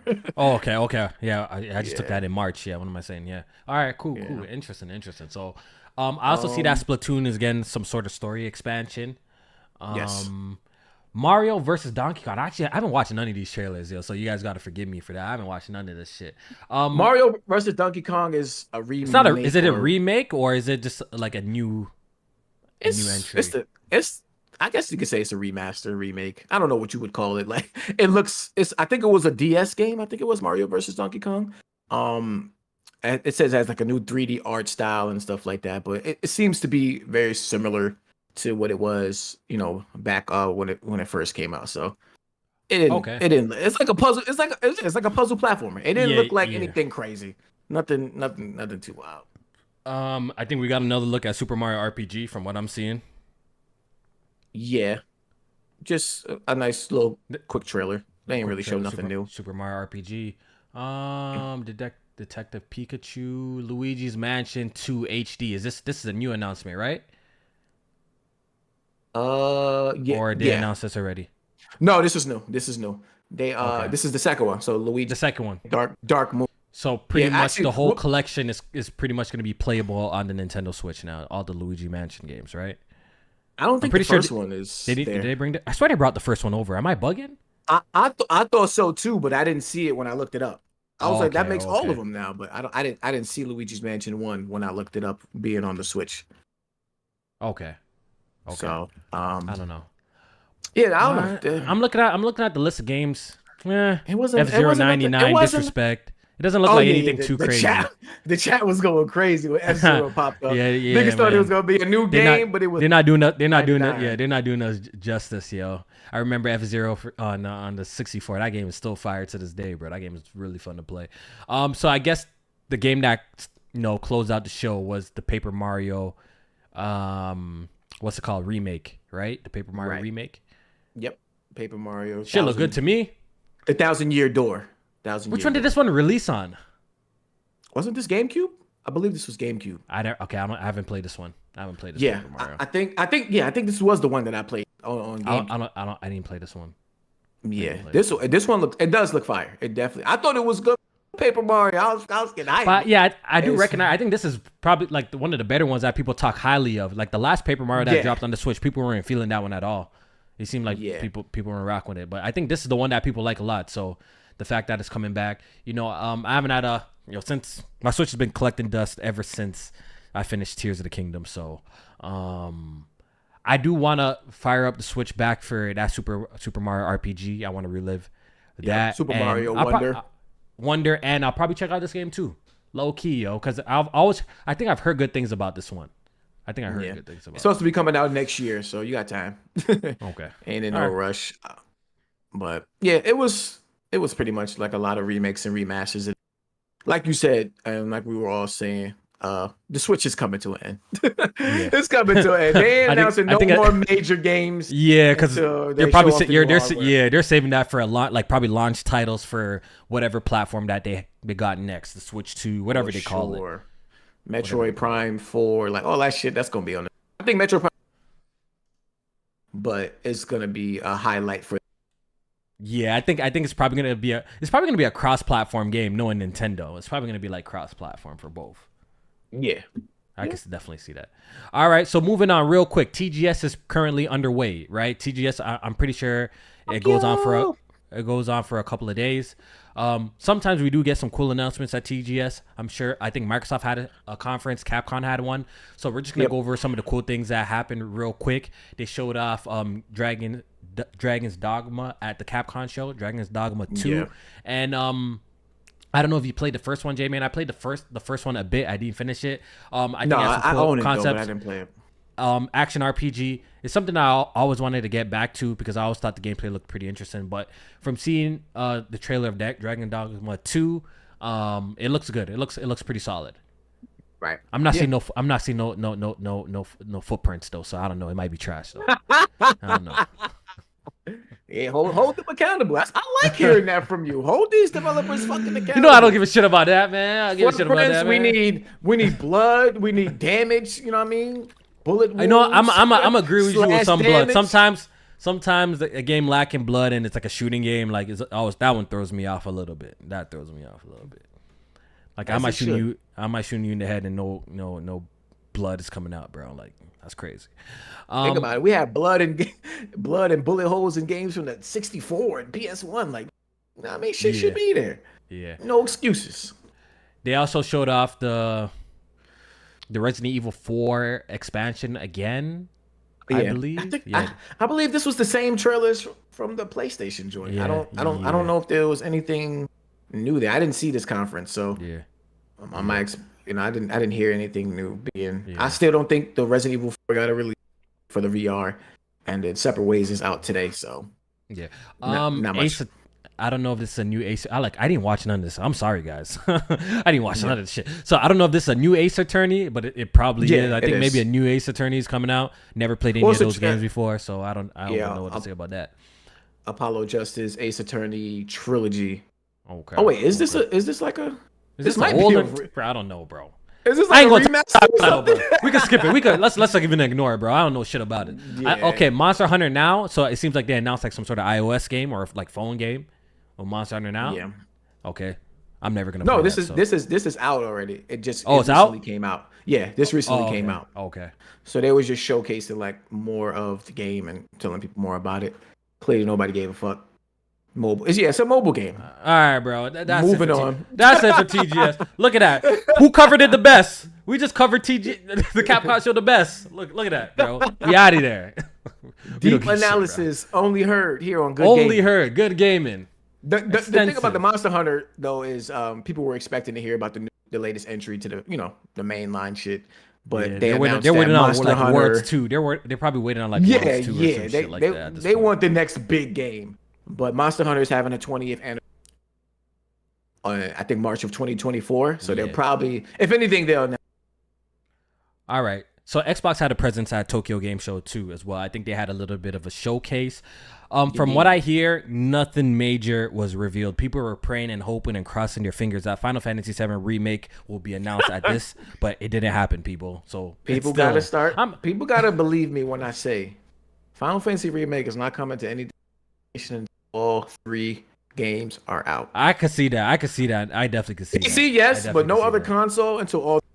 I'll fully believe that the deal was for Remake to be exclusive to PlayStation, and then they said, "Oh, we're breaking it up into 3 parts." Well, you gotta wait for all 3 parts, to come to PlayStation before it goes to any other console. Yeah, I could definitely see that too. Now.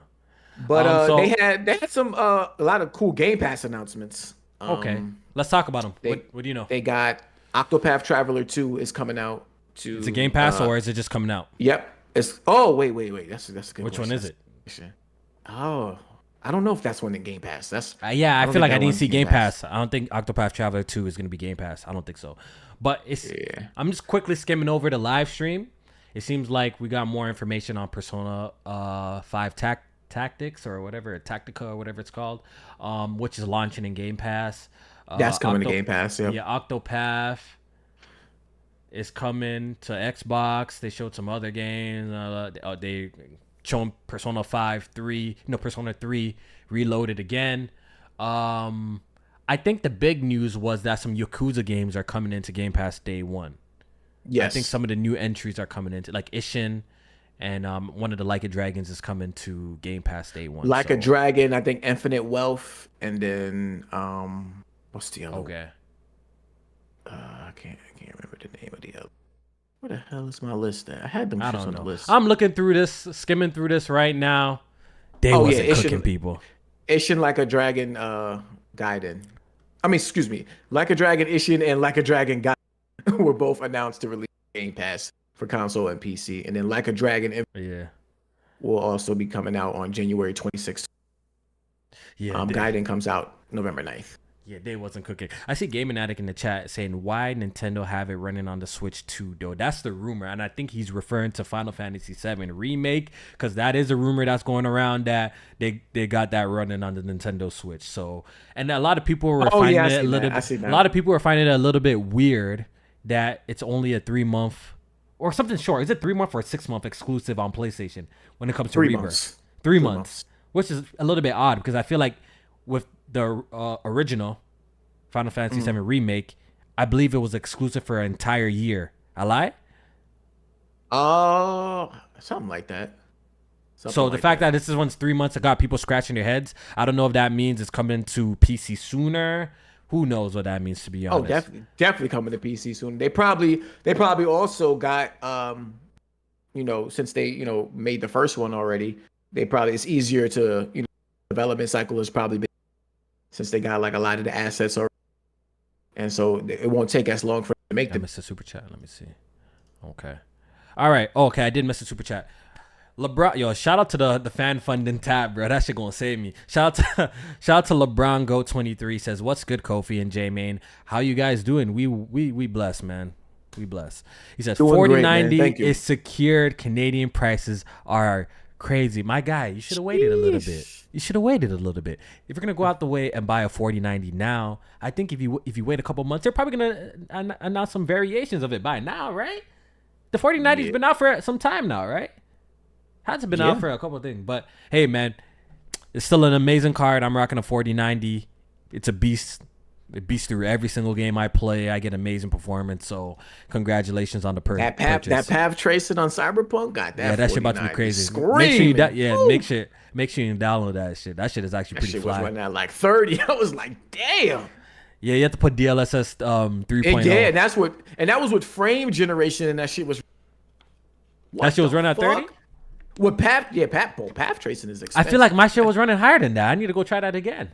I feel like you played it. Not the last time when they brought path tracing back. Remember, because the path tracing update didn't come with 2.0. They added path tracing before that. Remember?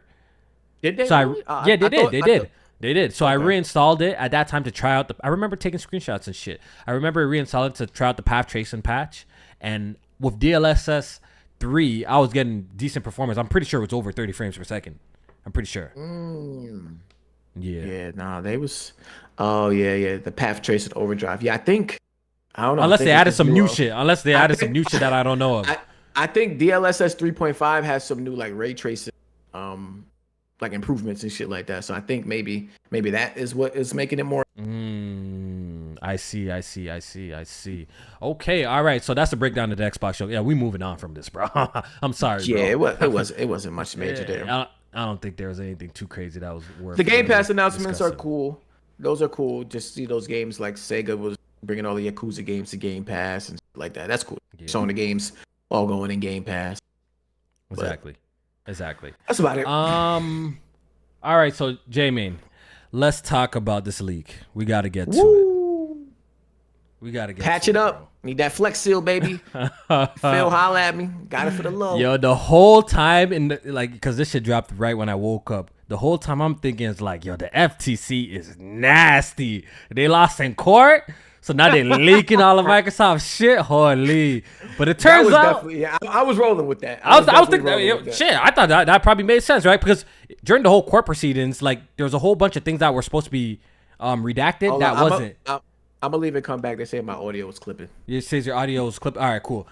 There was a whole bunch of stuff that was supposed to be redacted that it just wasn't redacted. So I actually thought it was an FTC problem at first. So later on when I found out it was Microsoft that made a mistake and uploaded this shit or pretty much spoiled their entire plans, that shit was crazy. The amount of shit that got leaked, people, was enormous. And honestly, we got some spooky quotes from Phil Spencer that we're gonna discuss too as well, man. So I'm gonna just wait for JMaine to pop back in, but I'm gonna get some images up on the screen real quick for you guys. Let's display these images real quick. Let's display this. Yes, sir. All right. Can I make this full screen or zoom into this shit, yo? All right, let me see it. All right, that looks a little better. There we go. All right. Yo, shout out to everyone tuning in too. Appreciate it. Today's going to be a longer episode than usual. You know, usually we like going for like an hour and a half, then we get out of here, hour 45 tops. But today's going to be an extended episode because we missed 1 week. So hopefully you guys enjoy the show. You can show your appreciation if you're having a good time listening to some great conversations. In the like button. You know what I mean? We got 62 likes. Please, let's get that to 100 likes before the podcast ends. I know y'all can do it, man. You know, fuck with us. You already know. Check. Let me know if my mic is better. Please. You sound good, JMaine. You sound good. All right, we back. Get to it. Let's get to it. We got a lot to discuss. All these fucking league stuff. It's a lot, man. It's a lot, bro. Holy shit. Okay. But you know where I want to start before, like, I want this conversation to go nice and smooth. So let's start off with the hardware stuff first. I think we should start from there before we get into some of the spooky quotes and all the analytics and shit like that. Let's start off with the hardware leaks because that's like the craziest things that we saw. This was actually the first thing that I think that leaked out. That was like the major. It was like, yo, this shit is a lot more to come. Oh shit, my camera's off. Yeah, it was like it's a lot more to come. Pause. Super pause. All right, so JMaine, you break this down, bro. I'm gonna take a break. Break down to Brooklyn for us. You know, you from New York. Break down to Brooklyn for us. And they spelled that wrong, but we ain't gonna hold them to that. So yeah, Microsoft's refreshed Xbox Series X Brooklyn is the code name. Definitely leaked some of the information about that leak. So this is looking to be pretty much the Xbox Series X Slim. It has a nice new sleek design, shaped more like a cylinder rather than the very Apple-esque. Apple, yeah. Remember that Apple Tower? The Apple joint, yeah. That definitely very similar. I thought it looked like maybe like a Bluetooth speaker or a router or something. A lot of these new systems is looking like routers and Bluetooth speakers these days. What is going on with the designs? I like it. I'm sorry. I like it.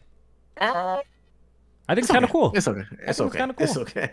I don't know about the rounded, like the rounded shit, the circle. Hey, for people who want to put it on the side, I don't know what y'all gonna do, but I stand up. I didn't even think for the about people who put it on the side, I don't know if they're gonna do some like sort of stand for it. I don't know, but hey, man, they'll probably have a stand, some sort of stand, right? That has like the rubber feet or something like that. Yeah, I would assume you could put it on the side. So some of the new upgrades for this Xbox Series X refresh. Of course, we see it has a different design to it. More internal space, which is 2 terabytes. USB-C on the front. It has an all new immersive controller, which we'll get into in a second, which I think is the most interesting hardware that leaked. Yeah, me too. Same great price, which is $499. Not It cheaper, has definitely unfortunately. not cheaper. Wi-Fi 6E and Bluetooth 5.2 radio.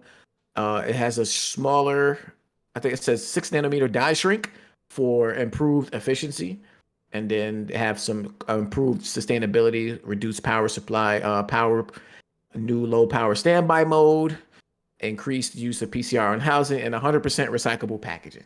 So yeah, Okay. a refresh, slim in every sense of the word. Not a mid-gen refresh, but just a Not a regular pro, yeah, not a pro console. It's pretty not much a just a mid-gen redesign. upgrade, a mid-gen Yeah, mid-gen refresh. upgrade. That's the term. Okay, Yeah. so Jamie, my next question is: does this replace the current Xbox Series X? Is this one of Yes. is this one of the situations where Oh, that oh. are they selling a physical media version and a digital media, or an all digital media version like how the PlayStation is doing, or they're gonna phase out the physical one and this is Yeah. just gonna be the standard? I guess that's my question. What do I'm you gonna think? say yes. I'm gonna say yes. I think this is to usher people in to the what I believe will be the all digital future of consoles. I think the Xbox Series S discs, they're gonna be out there still for you to buy. But once them shits is gone, after this comes out, I think that's it. I think that's it. Now, Damn. it will be remain to be seen if they come out with like an external disk drive that can attach to this for people that might want that, which I think will be the case for like the future hardware. But I think once that diskless Xbox Series X is done, it's over. I think it's over. You know This is why the I'm future. kind of, you know what, I'm kind of leaning towards they're gonna probably phase out the series, like the Series X that we know of. Yeah. Because just look how Microsoft is kind of even moving with their physical media, shipping games like Halo Infinite literally without the game on the disc. Hi-Fi Yeah. Rush, no physical release. At all. Ghostwire Tokyo, no physical release. There's another one that I'm forgetting. No physical release. So I think Microsoft Insert is game here. I know exactly, right?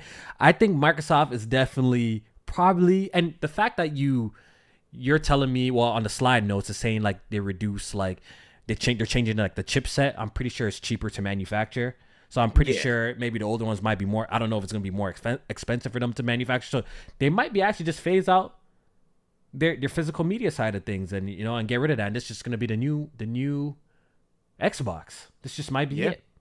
And Because in I addition, think this is an unavoidable future, because when we do look at like the MPD sales, and we always get like stats on and analytics on physical media versus digital, it's always looking like a landslide where digital is eclipsing physical media by a large margin. And right. I'm not And they want to push people into that direction. yeah, because I'm they can control they control the it. market more. Exactly. I'm not. You guys already know how I feel about this. I'm not gonna go on another tangent, but I'm somebody who does like physical media. I buy all my PlayStation 5 games physically. I have all my Nintendo Switch games physically.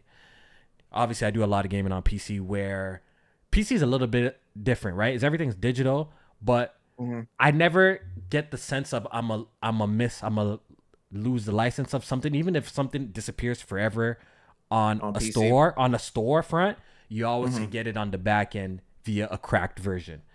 PC Okay, gaming yeah. is the ultimate machine for game preservation. It just is what it is. It's just the facts. Okay, I got a question Go for you ahead. then. Go ahead. How would you feel? Would you feel more comfortable than like, because we already got Xbox games like coming to PC, PlayStation games, they're not day and date yet, but a lot of people can see a future where that is the case, or they come later on. I see where you're going with this. Nintendo's kind of like the only one that bro. doesn't have it on there. You could play. You pretty can much play Nintendo, everything their there. whole catalog. You could play Game Boy, So- Game Boy Advance, Right. DS. So you could play all of that what shit I'm on saying PC in already. terms of preservation, you kind of have it there with even with. I the see what you're. console stuff. I see the point that you're going for, because Microsoft. It's just going to be more work, Yeah. but it's a I possibility. see what that you're it's trying. there. I see what you're trying to say, because we know Microsoft's future, and they're already all in at that. We're not releasing exclusives on our console anymore, like solely on our console. Everything is releasing on PC. So I guess I do have that sense of security because I do play Microsoft's games on PC. I don't play it on console, right? So I do have that sense of security. If anything goes wrong with one of my purchases, wherever it gets removed from a store or something happens, I know Steam says they already came out and said they have contingencies. They have contingencies if if they somehow go out of business and you will be able to, download all your games. But once again, since there's cracked versions of games exist, I think on PC, it's an open platform. Game preservation will always be secure and safe over here, because right now I can't go anywhere. The Simpsons Hit and Run, perfect example. It released on PC. You can't buy it at any storefront, but I still could play a PC version if I want to. You understand what I'm saying? Same thing I did with the Wolverine game, Wolverine X-Men Origins. Wolverine. Can't buy that shit nowhere, but forgot that on PC. Exactly. With mods and shit like that, fixes. Okay. And all that. Can you go over the controller real quick? I have to take a phone call real quick. Real quick. Got you. All right, so listen. We went over the console. Actually, one thing I would like to add to the Brooklyn Xbox Series X refresh. Hello? You're not muted, KOFI. Oh, maybe I can mute him. Oh, okay. I think he's muted. All right. So they're also looking to add a lot of these new refresh features to the Xbox Series S as well, and also launching that. They're code naming that Elwood, but it's 1 terabyte, $299. According to these documents, these things that's supposed to come out actually like a month or so before the Xbox Series X refresh, but that would be $299, 1 terabyte, and it'll have like the new Wi-Fi, probably the new 6 nanometer die shrink, the new Bluetooth technology, I think, and a new controller as well. Another cool thing as well about these refresh consoles is that according to this chart, it looks like they will have the ability to be customized with the Xbox Design Lab, which I thought it was fire. You could go and do your custom controllers, all different types of colors and variations that you want. You put your name on it, put your OnlyFans, link on it or whatever. However you want to do it and customize it, you could do that. But what I thought was the best, at least in terms of an upgrade to a lot of this hardware that was showcased or leaked, was the controller. So they got this controller that is supposed to be an upgrade to what we got in the base model, which wasn't even. Listen, Xbox, they did the bare minimum when it came to UI and controllers when moving over to the next gen. PlayStation 5, they had things like, haptic feedback, adaptive triggers, stuff that made it feel different. Xbox, I think they just added a share button and that was it. With this new controller, they're starting to play a little bit of a catch up.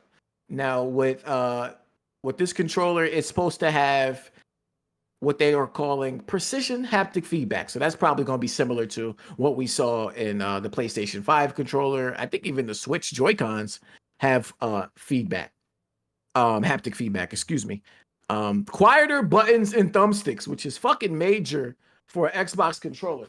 Listen, these Xbox controllers, I love them. I love playing with them, especially with shooters and stuff like that. They are loud as shit. Why is the controller this loud when I'm moving the damn thumbsticks around? I got headphones on, and I can still hear this. Loud ass buttons. It's loud. Where we at? I'm going over the controller right now. Oh, okay, cool. Go ahead. So I was going over that. They're gonna have quieter buttons and thumbsticks. Finally, on the Xbox controller with the loud ass thumbsticks and buttons. Haptic feedback,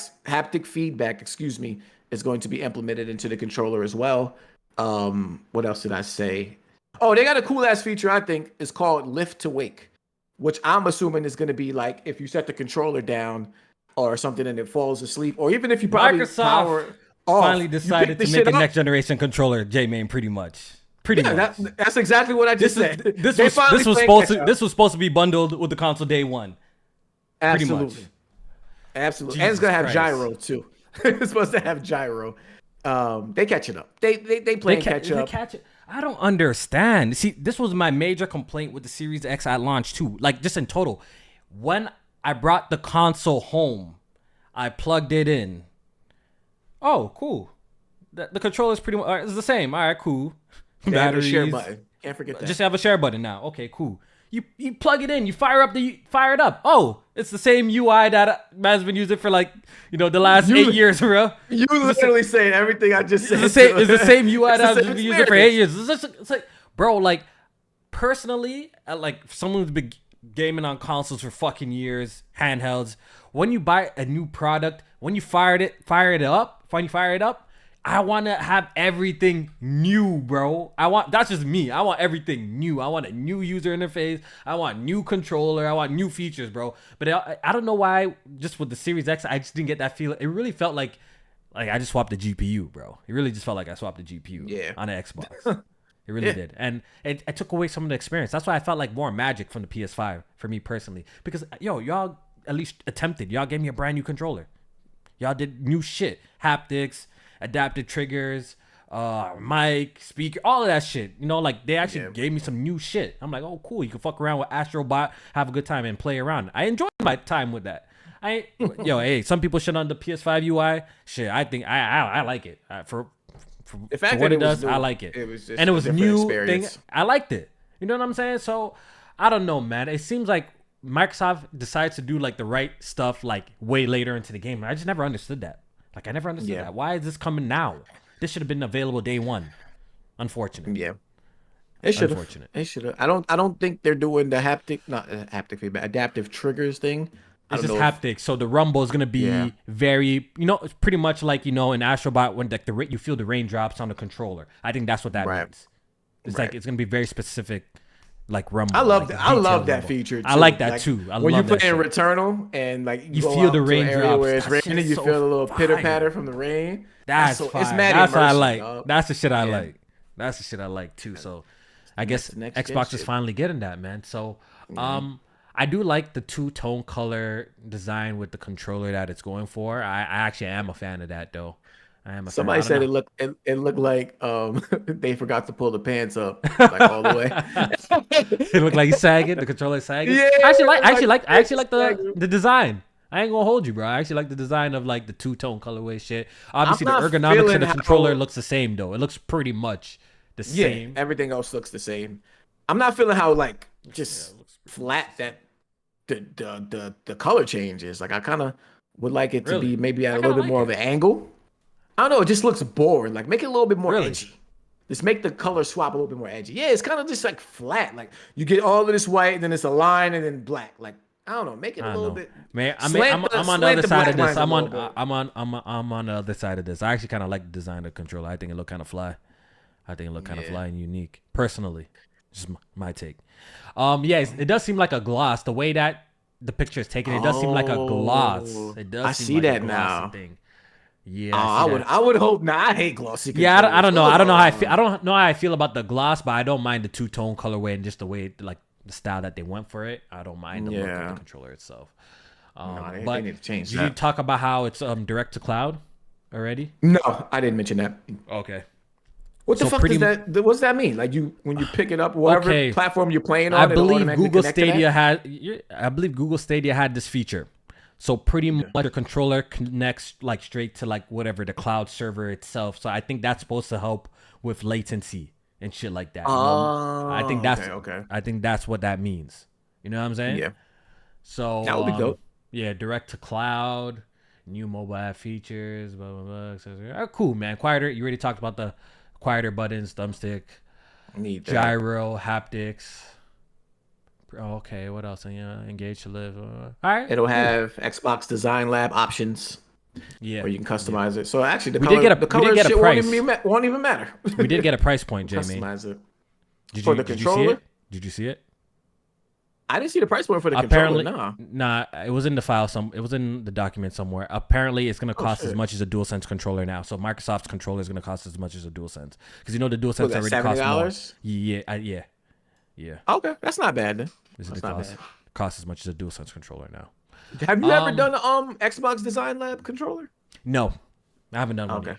I'd be wondering how much more those controllers cost than the base models. I think for every change that you do, you pay for it pretty much. That's what I think. It's like there's like little shit, so it varies in price. You know what I mean? I think it varies in price. All right, so we went over the console, we went over the controller.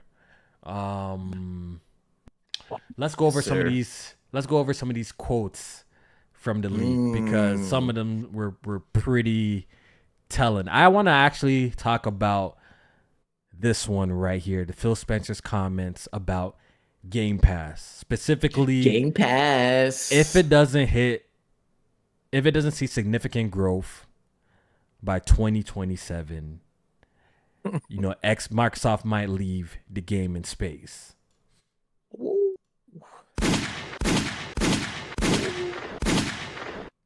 How do you feel about that? How do you feel about that? How do I feel about that? Yeah. Um, Let's see if I can find the direct quote so we can. I mean, I think it would make sense because they have all of their eggs in the Game Pass basket right now. So this is their last play. All their games are day and date, in Game Pass, first party wise.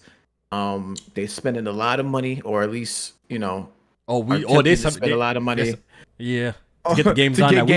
We've seen that leak day too. and date. So their play is to get as many subscribers as they can on Game Pass, and if that shit ain't clicking on PC and whether it's cloud PC, the consoles. What the fuck else they gonna do? Like, what other options do they have? They can't sell the games physically or straight up, which is why they're putting them in the service like this. And if the Game Pass shit don't work, I don't know where else you go from here. You become third party. You want me to tell you how Microsoft is fucking up and why they're fucking up bad? Let them know. You know why they're fucking up bad? Listen, I get what they're trying to do, more places to play Xbox games. But I kind of wish they narrowed their focus a little bit more and just kept it mainly console, PC. I wish they kind of narrowed the vision a bit. Oh, you don't think they should have did the mobile? The whole focus on the TV, slimmed that down, piped down for a bit.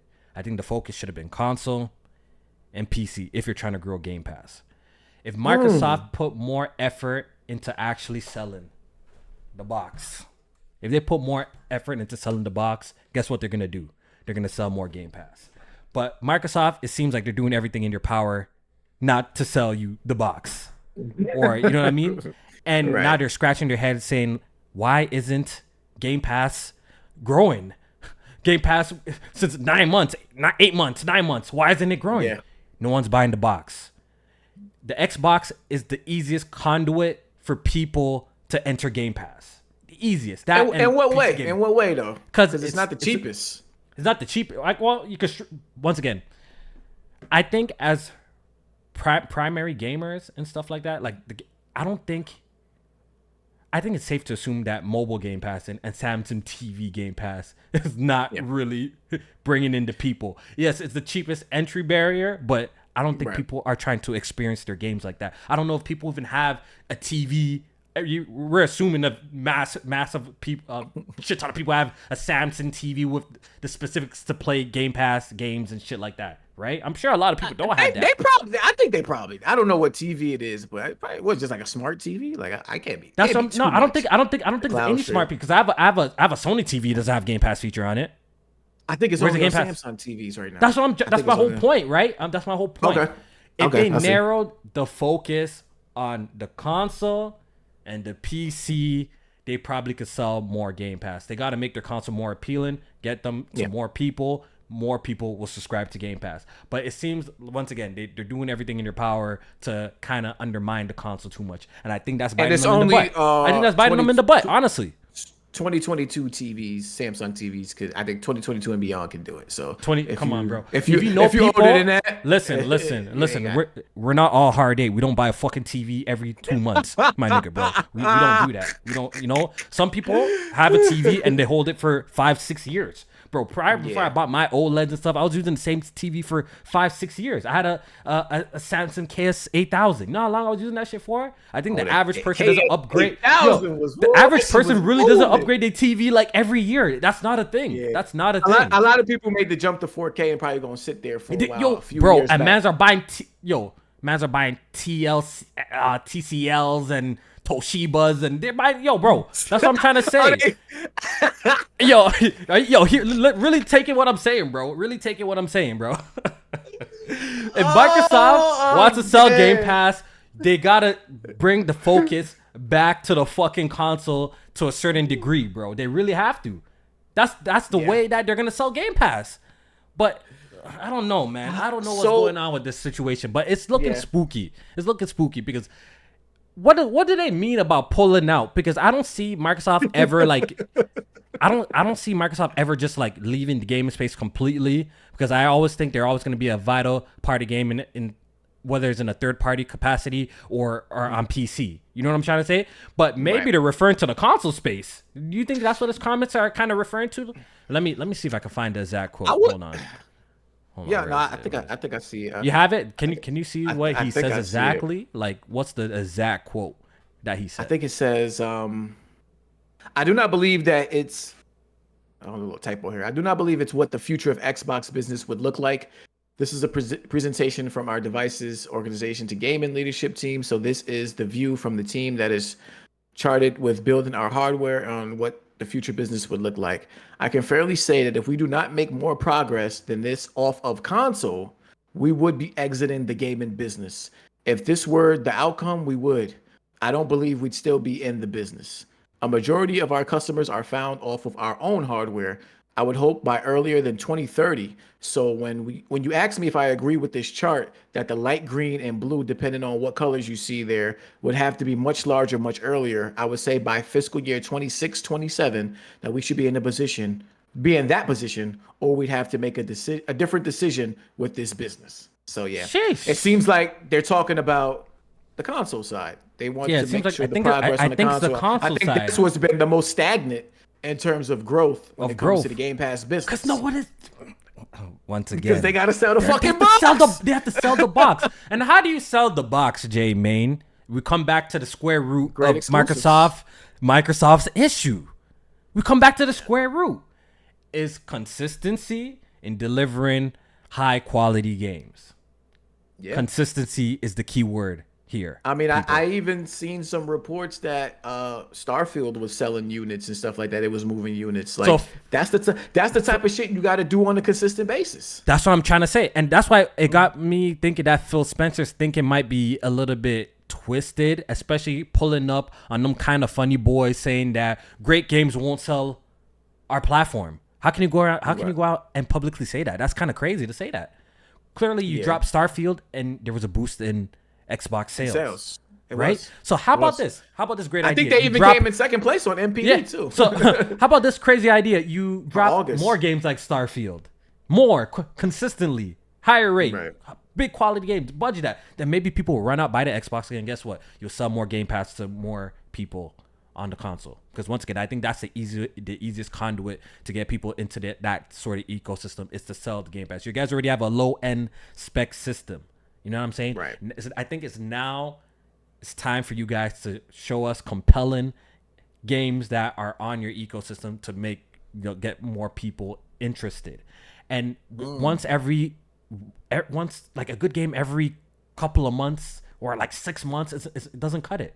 It doesn't cut it. You know what I'm saying? I think that's why they're gobbling up a lot of these developers because I think they know that they need content. And The software. the software, and Microsoft's way is buying them. They gotta buy them. Because if their plan is like, yo, by 2027, we're not reaching our goals, then shit, we might pull out of this We Xbox out. shit. Then obviously, look, no wonder they're trying to Then cop it, shit. then it No all wonder they're makes trying sense. to cop shit. It all makes sense. rapidly. They're trying to buy up everything. Yeah, that's true. That's true. Anything to get the Game Pass subscription numbers up, so that the model is profitable continuously. Like it's not going to stay profitable if the fucking subscription numbers are stagnant and you still constantly putting money into developing games and shit like that. That's not how this shit works. So it has to keep people excited to stay on and to or to come in. And yeah, that was always weird to me when we heard things like the PC was seeing more growth than the console and stuff like that. Like damn, like Xbox Damn it. They don't is focus the console. on it, bro. Xbox gamers have been complaining about Xbox's DVR features for years. What is Microsoft doing about it? Nothing. I think this is what they should riot about as an Xbox fan. If you're an Xbox fan and you're a fan of the console, you should be getting mad that they're not focusing enough on the console. Trust me, I'm the PC guy. I love PC, right? And I'm going to play all their games on PC. But I feel like they could do a much better job with what they're doing on the console. They really can do a much better job. And once again, 3 years down the line, now you're finally releasing a next generation controller. Waiting, like stuff like this just tells me that, like, yo, what are y'all doing with the console side of things? Right. I think they have to narrow back the focus on the console. We got a super chat donation from Captain Sidekick. He says the latest Starfield commercial slogan was "Play Starfield without a console." They doing everything except selling the damn console. See, that's what I'm saying. Stuff like that. I don't think that should be the approach. I don't think that should be the approach, JMaine. They complain, yo, why is Game Pass not growing, bro? Focus on selling the console. People, y'all, they plaster Game Pass everywhere. When you turn on the Xbox, it says Game Pass. People are gonna see the Game Pass and they're gonna jump into the program. Your numbers are gonna rise, but I don't think they're gonna see a significant growth unless they sell consoles. I think that's just that simple. Shit, I tried playing Starfield without the console. I got put in a 20-minute queue. Bro, that's what I'm saying. That shit is bullshit. So the people running around saying cell phones, that shit is bullshit, bro. Nobody playing the games like that, bro. Bro, let's call it what it is. Nobody's playing their games like that. Nobody's playing their games like that. Bro, you got like 100 bro, it's not it. The reason why people they want to jump at the whole cloud aspect, JMaine, right now, like Microsoft, because they see that it's an untapped market.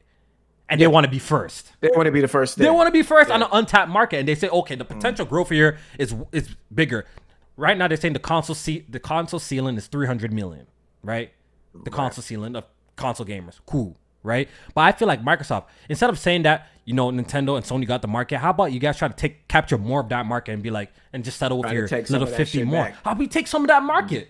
Try to sell 100 million consoles. Try to sell 120 million consoles. Why do you got to be like, the console ceiling is 300 million. So, you know what? We're just going to move on for that. And we're going to jump onto cloud because it's an untapped market and shit like that. That doesn't make no fucking sense to me. How about you try to capture more of the market space of the console? Why give up on that? Capture some more of the space. It's not like y'all reached the height of that. Y'all didn't even reach the height of the console space. So try and capture more of the market in the console. Compete. Right. But nah, they kind of threw in the towel on the console shit. That's why right now they're doing some bullshit with the Xbox. And they're like, yo, this untapped market with the cloud gaming and shit like that. Right now, nobody's running this shit. Maybe we could jump in there first. And maybe this shit will blow up. And maybe one day it will. I think you should have your foot in it, but not be all the way in it. You understand what I'm saying? Just the tip. Have your big toe in the cloud shit. And your focus should be console and PC, bro. I'm preaching facts. That's what it is. That's facts. Couldn't have said it better myself. Definitely preaching facts on that. I don't know. I don't know where they go. Like, okay, what else happened? What else quotes did we get? Because we seen a lot. Let me bring up our list of topics so I can. Do you see anything? We got some of the Game Pass estimated numbers of certain games. Now we know 100% like, without them growing subscription service, they can't keep paying shit like this. They can't. No, I don't just see how it works. Crazy. I read that Red Dead costs like $5 million a month just to keep it in Game Pass or some shit like that. Like $5 million a month. So I think that Red Dead one was supposed to be like the next gen upgraded version that is rumored to be in development. And it would have cost him like $5 million to keep that in there a month. So if they wanted to get shit like Star Wars Jedi 300 million Survivor, right? was that the number? 300 million to get that shit day one in Game Pass. Jesus Christ. Some of these game budgets these days ain't even 300 million. Imagine spending that much fucking money. Yo, some of these games profit is 300 million, bro. After some of the copies 300 million, bro. Yeah, that is nuts. Suicide Squad from Warner Brothers, 250 million. Mortal Kombat 1, 250 million. Like, what the fuck? That's crazy. This is what happens when this is what developers are gonna and publishers are gonna do to Microsoft, right? Because they in last place. If you want the game, you're gonna have to pay this crazy amount of money. You got to pay that tax. To recoup. Exactly. You got to recoup potential sales. You got to pay for like people like skipping out on it on buying a $60 or $70 version to just subscribe and play it. Like, it's a lot of math that goes into why that number is that damn high. They was also with Baldur's Gate 3. They were estimating that it would be $5 million to get that day one in Game Pass. I know if that was a conversation ever with Larian Studios, they glad they didn't take that. They are super glad they didn't take that. Because now their game's a mega hit. That price super hit. What the Fat Joe say? Yesterday's price is not today's price. It's not today's price. They Facts, oh man, bro. they messed up, And bro. did you see the quote where they shitted on Baldur's Gate? Ooh, what did they They they say? they I didn't see that. called yeah, well, talking over about Baldur's Gate. They called Baldur's Gate what they said that shit was, oh my god, I gotta find it. Hold on. They pretty much called it like a second class Stadia, oh no, a second class PC Stadia RPG or some shit like that. Like some wild shit. While you're looking, well, I want to address somebody in the chat. AKL Max. He says Microsoft got that infinite money glitch. You see, it's a huge company, $1 trillion company, whatever, how much money they got. But guess what? Microsoft is also a company that if they're bleeding money, they don't just sit there and bleed money. They get rid of it. They have shut down lots of shit before. If you don't know, if you're saying they're a $1 trillion company, where's the Windows phones at, JMaine? Where's the Windows Phone? Why didn't they just bleed money and just keep that shit going? Where the fuck is HoloLens and all of that shit? You know what I'm saying? Where's all of that shit? Where they at? Oh It's yeah, gone. they know how to shut. They know how to shut. They Some will shit down shut some shit down, bro. It don't matter how much money you got. Mixer. They will shut that shit down. Mixer, right? They got all this money. Just keep Mixer going on forever, right? Maybe one day we'll pick up. They gave what's his name? Ninja like what, 10 million? And that was it. They was like, all right, we done. That's what I'm saying. See how fast they shut that shit. So they will shut shit down. So don't be like, yo, Microsoft got all this money, so they're just gonna keep Xbox afloat. If this shit's looking bad, they're gonna shut the shit down. They will shut the shit down immediately, bro. It happens. Companies do this shit all the time. Yeah. We got some leaks too with the documents. Some Bethesda leaks that I want to quickly go over. Oh yes. All right, so we got some unannounced games. So apparently, Dishonored 3, it might be in development. Doom Year 1 or Doom Year 0, I believe it's a new Doom game. It's currently in development. Need that. Yeah. I need that. A new Doom, I need that. Apparently, they were remaking or remastering Oblivion and Fallout 3. Yep. As well. Oblivion. Yes. That was the first Elder Scrolls game I ever played and beat. Yeah, Oblivion is a classic. Yeah, beat that too. Oblivion is a classic. Apparently, Indiana Jones is confirmed to be a trilogy. That's another thing that got leaked. That was in the leaks too? Yeah. Damn, I didn't see that one. Well, that would build as a franchise. That would include a trilogy of games. Yep, the Indiana Jones is supposed to be a trilogy. What else? Apparently, Ghostwire Tokyo is getting a sequel. But Phil Spencer did come out, which we're going to talk about what he said, and did say that plans have changed. So who knows? Right. Maybe Ghostwire didn't meet certain expectations and they shelved that shit. So that could be a possibility too. You know what I'm saying? Doesn't mean that every one of these games is coming out. Maybe some of these could be shelved. Even looking at this release schedule, I found the it's picture on off. Twitter. Yeah, exactly. Yeah, like the years are off. Like the years are off. Indiana Jones releasing fiscal year 2022. Like that didn't make it. It didn't make it. So a lot of they had Starfield fiscal year 2021. Of course, that just came out this year. Yeah, so it's old. A lot of this shit is off, and a lot of this stuff is projects as well. Old. Yeah. But I do believe a Doom is in production. I think that's a given. That's a given. I even think Elder Scrolls and Fallout 3 remasters are. I think that's a smart move. Given too. Honestly, since Microsoft owns Bethesda, because the new Elder Scrolls shit ain't coming out no time soon. Exactly. And Fallout 5 ain't coming out no time soon. Honestly, if I was Microsoft, right, since they're struggling to cook up new IPs, I would go crazy on nostalgia. If I was Microsoft, I would go dummy.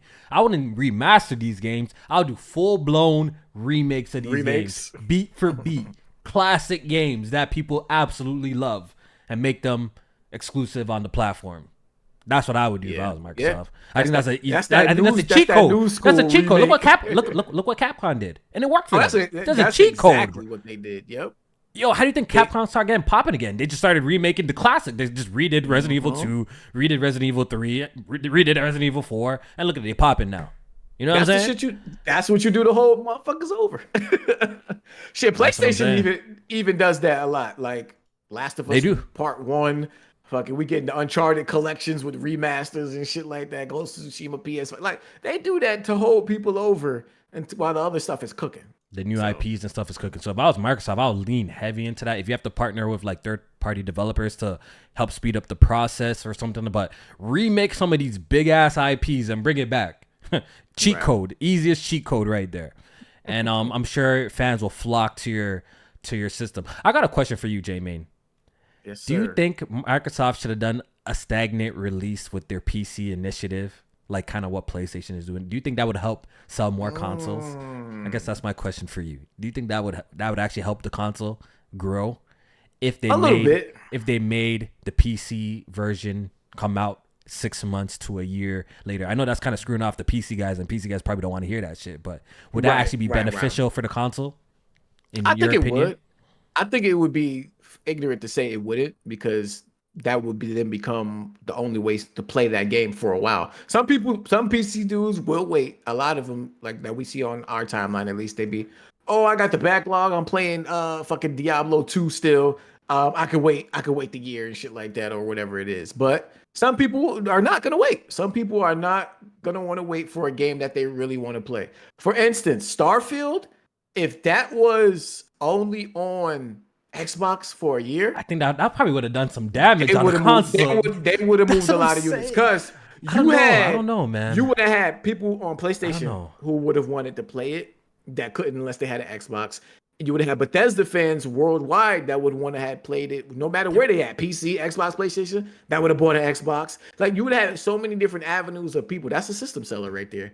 So it would have helped for a game like that. Some games, people are just going to wait. But a game like that, big shit, they're going to buy a console for that. A part of me wants to see Microsoft needs to just come up with an excuse why it's not launching on PC, like a huge game. And do it as just a test.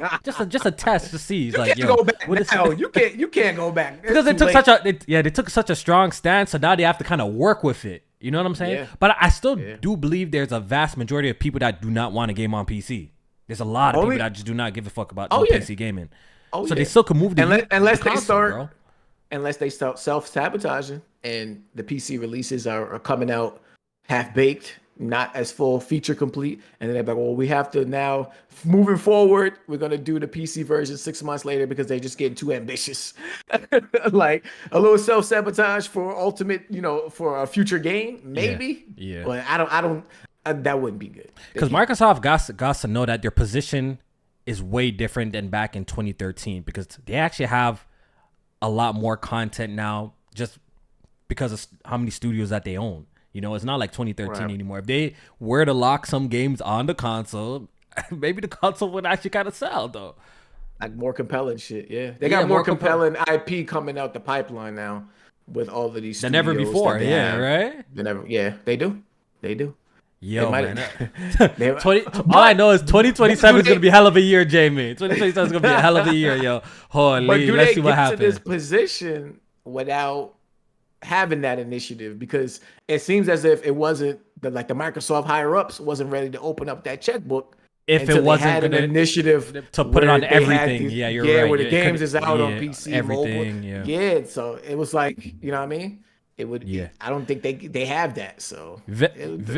Shout out to Vex in the chat. I did see that. He says Microsoft projected the Series S and X to sell 60 million consoles by the end of the generation. Oh, I wanted to ask you about that. I did see that.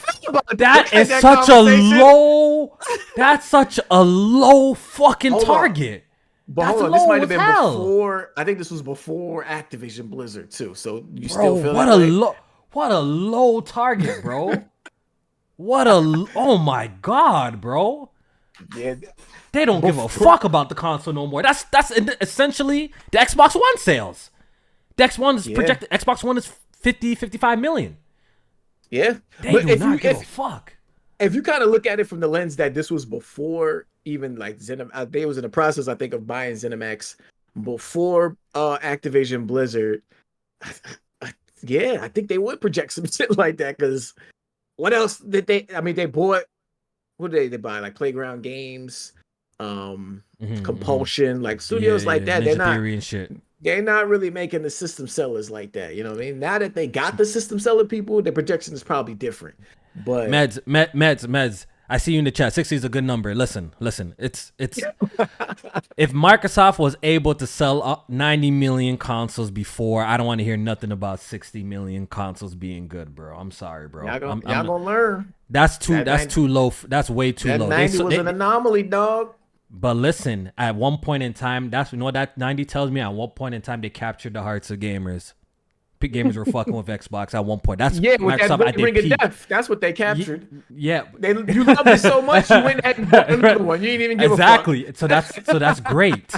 So imagine the fall off that you must have had to do with the Xbox One to get to a point now you stuck at 50 million. You know what I'm trying to say? So no, I don't believe it. I believe they can reach higher targets. So I don't know why y'all have such low standards for fucking Xbox.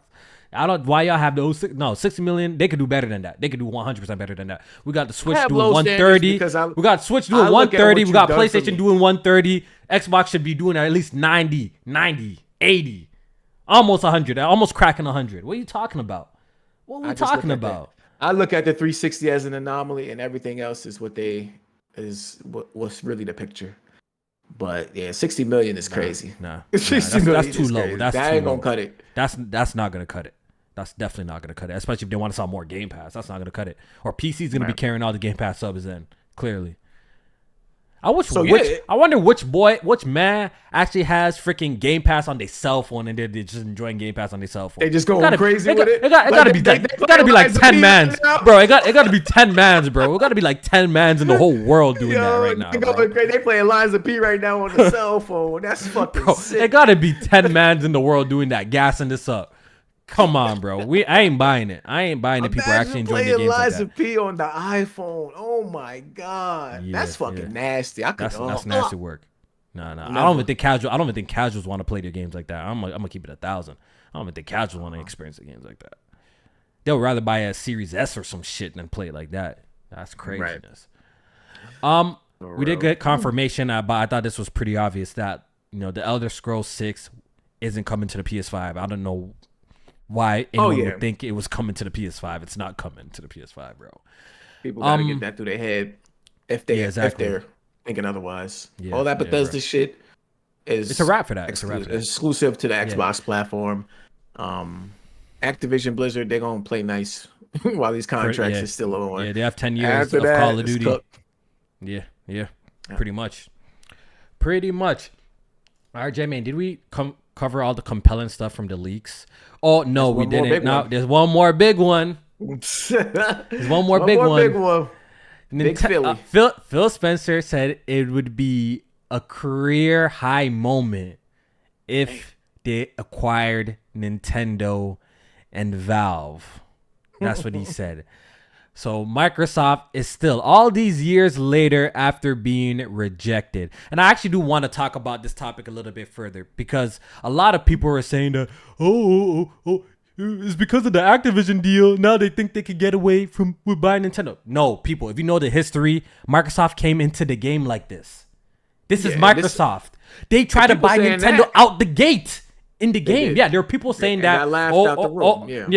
There are people saying that this is because we allowed them to acquire Bethesda without making noise. We acquired them to get Activision without making no. If you know anything about Xbox and their history, they try to buy Nintendo from the gate. They wanted to buy Nintendo from time. This is nothing new. They've been trying to get Nintendo. And I feel like, I first of all, I believe that's not ever going to happen. I feel like, number one, Nintendo has cash in the reserves for fucking days. If you know anything about Nintendo's business, they got money for days. And I think Nintendo could fail a couple times. It was prior to Activision and even Bethesda. Exactly. Before that close. Exactly. So I don't think Microsoft. Trust me, I don't believe Microsoft will ever acquire Nintendo. I don't see that happening. Partnerships happening. Yeah. I can see that, but Microsoft they definitely taking over Nintendo. No smooching. Way. They smooching over there. Like they talk about buying stocks and shares and shit like that.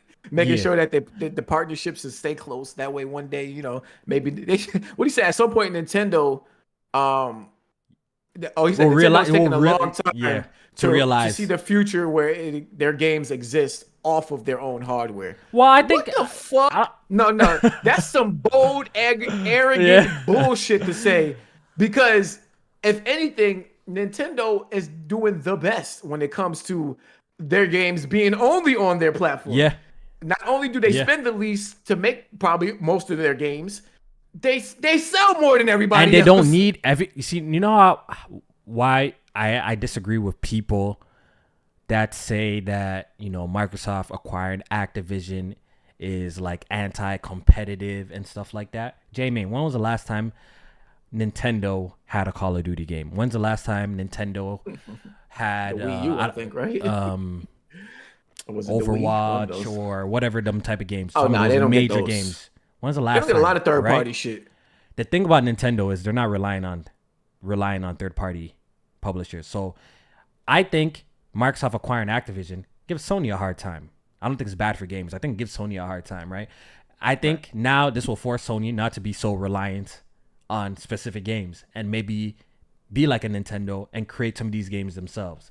And because once again, it's been 11 years since Nintendo has had a Call of Duty, and they just have sold 130 million consoles. Yeah, they don't need their games. They don't need not one Activision game needs to release on the Nintendo platform, and they'll still be successful. So that doesn't tell me that Microsoft owning Activision is anti-competitive. That doesn't tell me. I think that just proves that right there. I think it just shows the overly reliance that Sony has on maybe some of Activision's IP. Yeah, for that money. They want that money, nigga. I just hope and pray that not hope and pray, but I'm just tired of hearing about Xbox just wanting to buy. Like this was back in 2020, so you can only imagine what their ambitions are like now. In this email alone, they mentioned buying Valve, Nintendo, Warner Brothers. This was ZeniMax before they got them, and now we have Activision Blizzard. Yeah, they were desperate. Yo, clearly they were desperate. Even in this email, they were trying to buy up everything. They were looking for something. They were desperate, bro. Imagine like what their ambitions are like now. Like I just don't want to hear no. JMaine, you know why? No, you know why? You know what I think? Yo, JMaine, you know what I think? You said this before all of those. That's what they were looking into buy, right? Before all of that, like the ZeniMax, the Activision. I think Microsoft knew that, we need to do something quickly, or we are gonna get cooked. We need a big player. We need to acquire a big player in this game, or we finna get cooked because the books ain't looking right. I think that's why they're going so crazy. I would assume now they'll probably chill out on something like major acquisitions now that they got Activision and Bethesda. I'm pretty sure they'll still end up buying like maybe other things and smaller stuff. But I think now if they secure this Activision, I think that kind of solidifies them at least from a money standpoint. Like, they spend a lot of money to get it, but Activision is a fucking cash cow. It's going to make a lot of money back, and it's going to kind of make them more cushiony, like their position more cushiony in the gaming industry. That's why I think the move is for, because if you think about it, at this trajectory that they're going, it's not looking great for them, right? They can't keep it up like this. That's why I think they needed something like an Activision or Bethesda to kind of just sustain what they're doing. You know what I'm saying? So going forward, let's see if Microsoft gets another huge or major publisher going forward. I don't know. We'll Nintendo. It's not going to be Nintendo. I need the big three all to stay like. I agree with separate from each other. I don't need some people merging at all. Some dumbass people, and I'm gonna call them dumbass. Some dumbass people were trying to thinking like they got like a one up on me because I said I'm not like I was indifferent about Bethesda. I still am. How's that affected anybody? PlayStation don't get some games. Whoopie doo. Who cares? Xbox don't get a lot of games from PlayStation. Who cares, right? How's that affected anybody? Hasn't affected PlayStation. Still selling a shit ton of units, right? Still number one on NPD. How's the Bethesda acquisition affected anybody really? Like nothing has changed. All right, they're acquiring Activision, right? I also indifferent about this acquisition. I really don't care. I don't think it's gonna really. I think it's gonna put a little bit more of a battery in PlayStation's back, which I think is probably gonna lead to better competition. Personally, that's exactly what I said. I hope that they. I said on Twitter. I said I was okay with that, or I didn't care, but I'll definitely care for this. And people seem to like think they got like a I got you moment type of situation. But how are people failing to understand that there's only 3 players in the console gaming space right now? 3 players, major players: Nintendo, Xbox, PlayStation. If one gets gobbled up, that's will essentially make the console industry, what's the term, a duopoly. It's only just two major players, and I think that actually is less. I don't think that's actually breeds competition. I think that's less for competition because the space is already tiny already. You know what I mean? The space is very, very small already, and I think that's a bad thing for gamers overall. If anybody were to acquire one another, if PlayStation were to acquire Xbox, if Xbox were to acquire PlayStation, and then I think it's bad. I think the three major players in the console game space has to stay intact.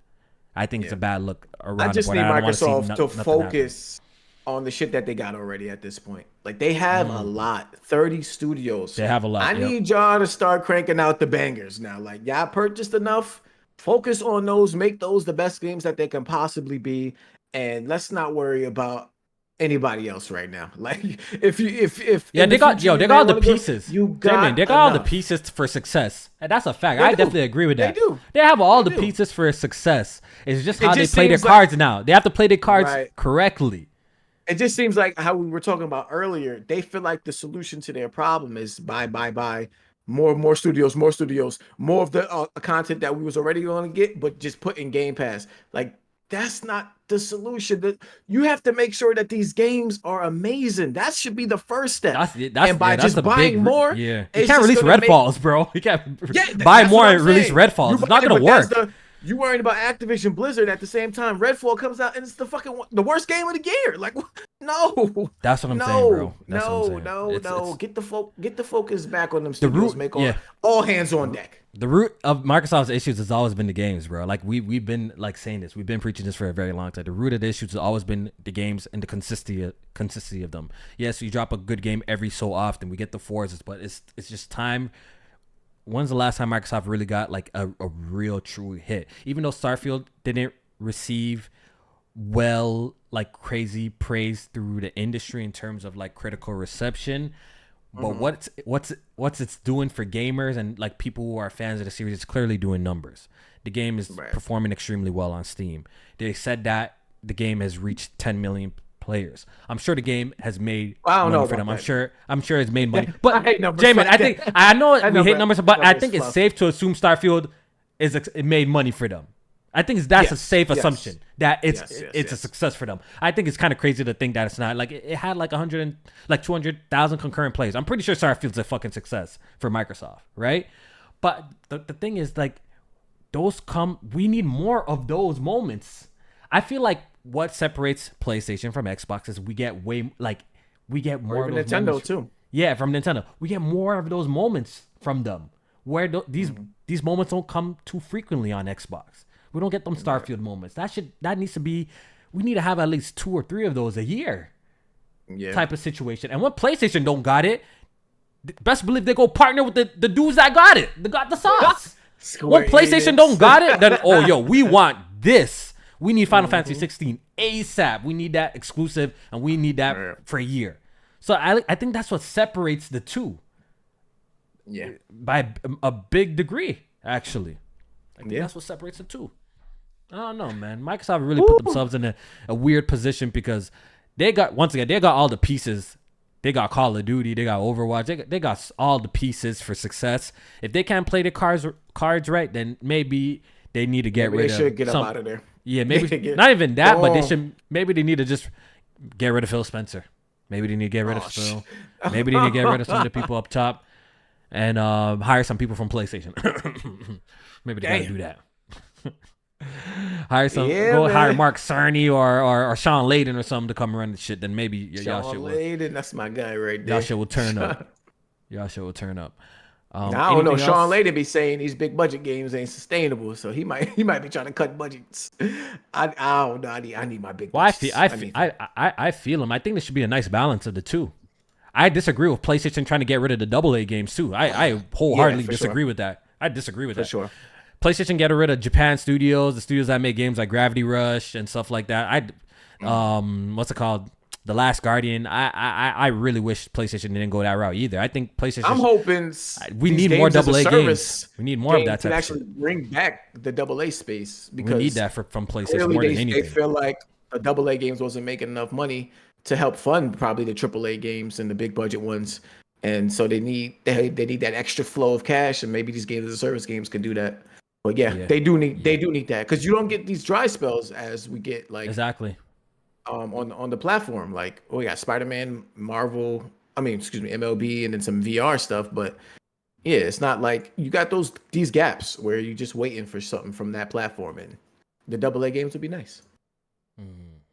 Okay. Did we pretty much talk about all the salacious stuff that we're at? Like at least the important stuff. I feel like we covered. We talked about the leak. Yeah. We talked about Microsoft trying to buy Nintendo. We talked about the hardware and the controllers. And speaking of hardware, there was a little bit of talks about the next Xbox coming in 2028. Next gen plans. Good remembering it's supposed to be a cloud hybrid system. We so fucked, bro. I'm not sure what that means. We so cooked, but we so cooked. The one positive, and shout out to I was talking with Bless Red. He brought this to my attention. What they could mean by that is utilizing the cloud to Why you farted on? I ain't even get it out yet. Damn. I farted on who you talking to. Who you talking to? Damn. Well, he was in chat. But he brought up a good point. Like things like Flight Simulator, using the power of the cloud to create those high fidelity assets and stuff like that in the world. If they could figure stuff like to incorporate stuff like that into these other AAA games, like actual games and not simulators, I think that would be cool for advancements in development and shit like that, making things a little bit more easier on the developers while also getting a quality project. But that would be fire in terms of a next generation hardware. Other than that, they was talking about some other shit. They're saying the consoles coming. They reconfirmed that the consoles are coming 2028. Right, yeah, that's their projections for projection of the next Xbox 2028. Next Xbox. Yeah. I would say maybe like 2029. I think it's gonna be an extra year given the length of game development and just the pandemic kind of slowing shit down. Yeah. Okay. I think that's pretty much it. That's pretty much it. We talked about the good stuff at least. You know what I mean? We talked a lot of shit came up, but we talked about the good stuff. Quickly, the industry is there's a lot of things are being shaken up in the industry. Embracer Group pretty much trying to buy up everybody too, but clearly they can't manage their shit correctly because there's been a whole bunch of layoffs from that camp. Yeah, whole bunch of layoffs. So Crystal Dynamics has suffered layoffs. Yep. Who else has suffered layoffs, JMaine? Well, they're talking about an option for Gearbox to be sold off, which Embracer Group owns as well. Of course, yep, they own them. I think that's the people that make Borderlands, if I'm not mistaken. Yep. Yeah. So I think the Gearbox had responded and said, like, there's options of them going independent, but being sold off was definitely another option as well. Yeah, Gearbox. It seems like every week with Embracer Group, there's just another they just studio bought shit, bro. They did. But when that was happening, bought shit, bro. The shit was wild. It was like, yo, why are they buying all of this stuff? They just buying. And I think once that investment didn't go through, I think they was supposed to have like a $2 billion investment from a Saudi group. And that shit fell apart, and now they cooked. They got they cooked. They ain't got the money to support these studios. So it is what it is. This shit is unfortunate for the people who lost their jobs and stuff, and they'll probably find other work at other studios. But I guess it's just the nature of the business. Some shit shut down, right? Developers go elsewhere or form new studios, and that's just the circle of life in the gaming industry. It seems like shit shut down, chairs get shuffled, and that's just the nature of the business, it seems like. But yeah, Embracer Group is shutting down a lot of shit. As well, this one was a funny one to me because you guys already know how I feel about this game, the Callisto Protocol. So mid. First of all, fire. Callisto Protocol fire. I stand on it. I still stand on it to this day. Look up mid in the dictionary. You see that whack ass dodge button mechanic from Callisto Protocol is fire. Play it. 100% play it. So Glenn Schofield, he's the founder of the studio Striking Distance. He's the CEO, CFO, whatever his title is.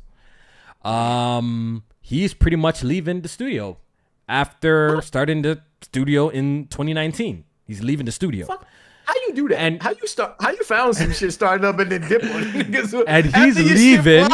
because the game flopped.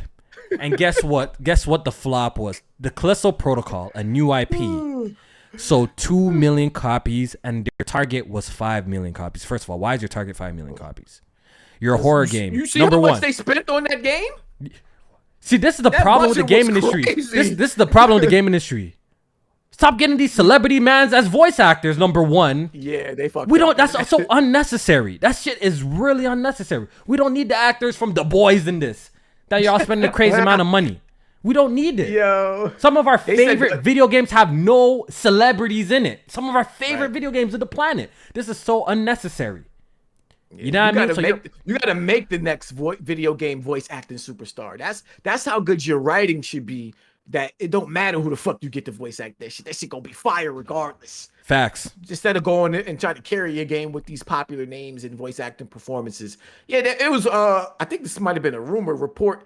That shit cost like 160 to 200 billion dollars to make. So hell yeah, they need. Wait, 200 billion. Wait, a billion? What? Billion? What you say?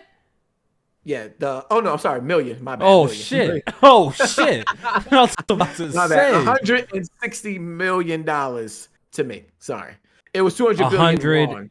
Yeah, $160 million. See, the budget for that is really high. You know what I mean? That's high. Honestly, Callisto Protocol has a lot of... Look, once again, I've seen people cap for the Order 1886. Even I think the Order 1886 is a decent game, but I think people take it to the next level. Like, they super cap for it. And Rise Son of Rome.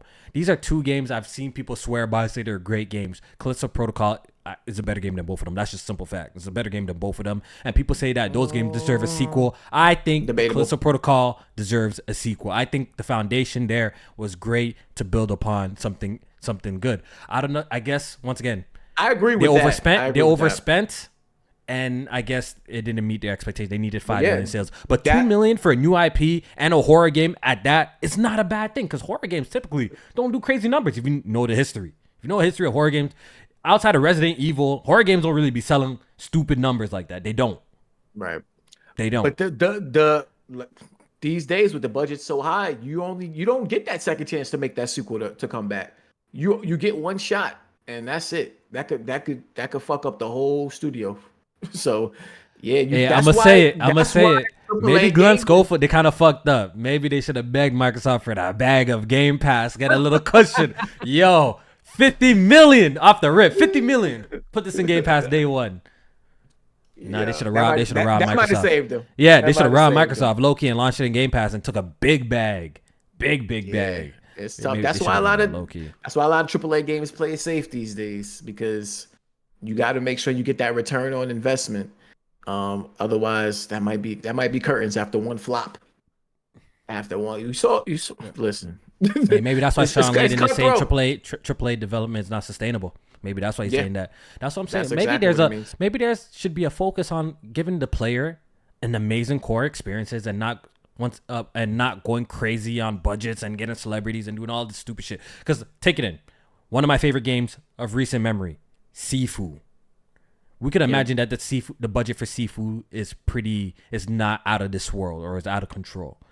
But honestly, me playing Sifu, at least for me, one of the best experiences I had in a long time, because they focused on the shit that mattered. They didn't focus on footprints, JMaine. They didn't have a staff member working on physics and sand and footprints. They didn't focus on that. But you know what they focused on? Of course we all amazing. They focused on amazing fucking hand-to-hand combat. And that shit was a great time, and a lot of people enjoyed that. They dropped mad expansions for that game, and I'm sure they're going to put out another one. You know what I mean? So maybe the focus should be on what's important, JMaine, and not hiring 100 mans the focus should be on what's important and not hiring 100 mans to craft apples and sandwiches and assets that. Maybe that should be the focus.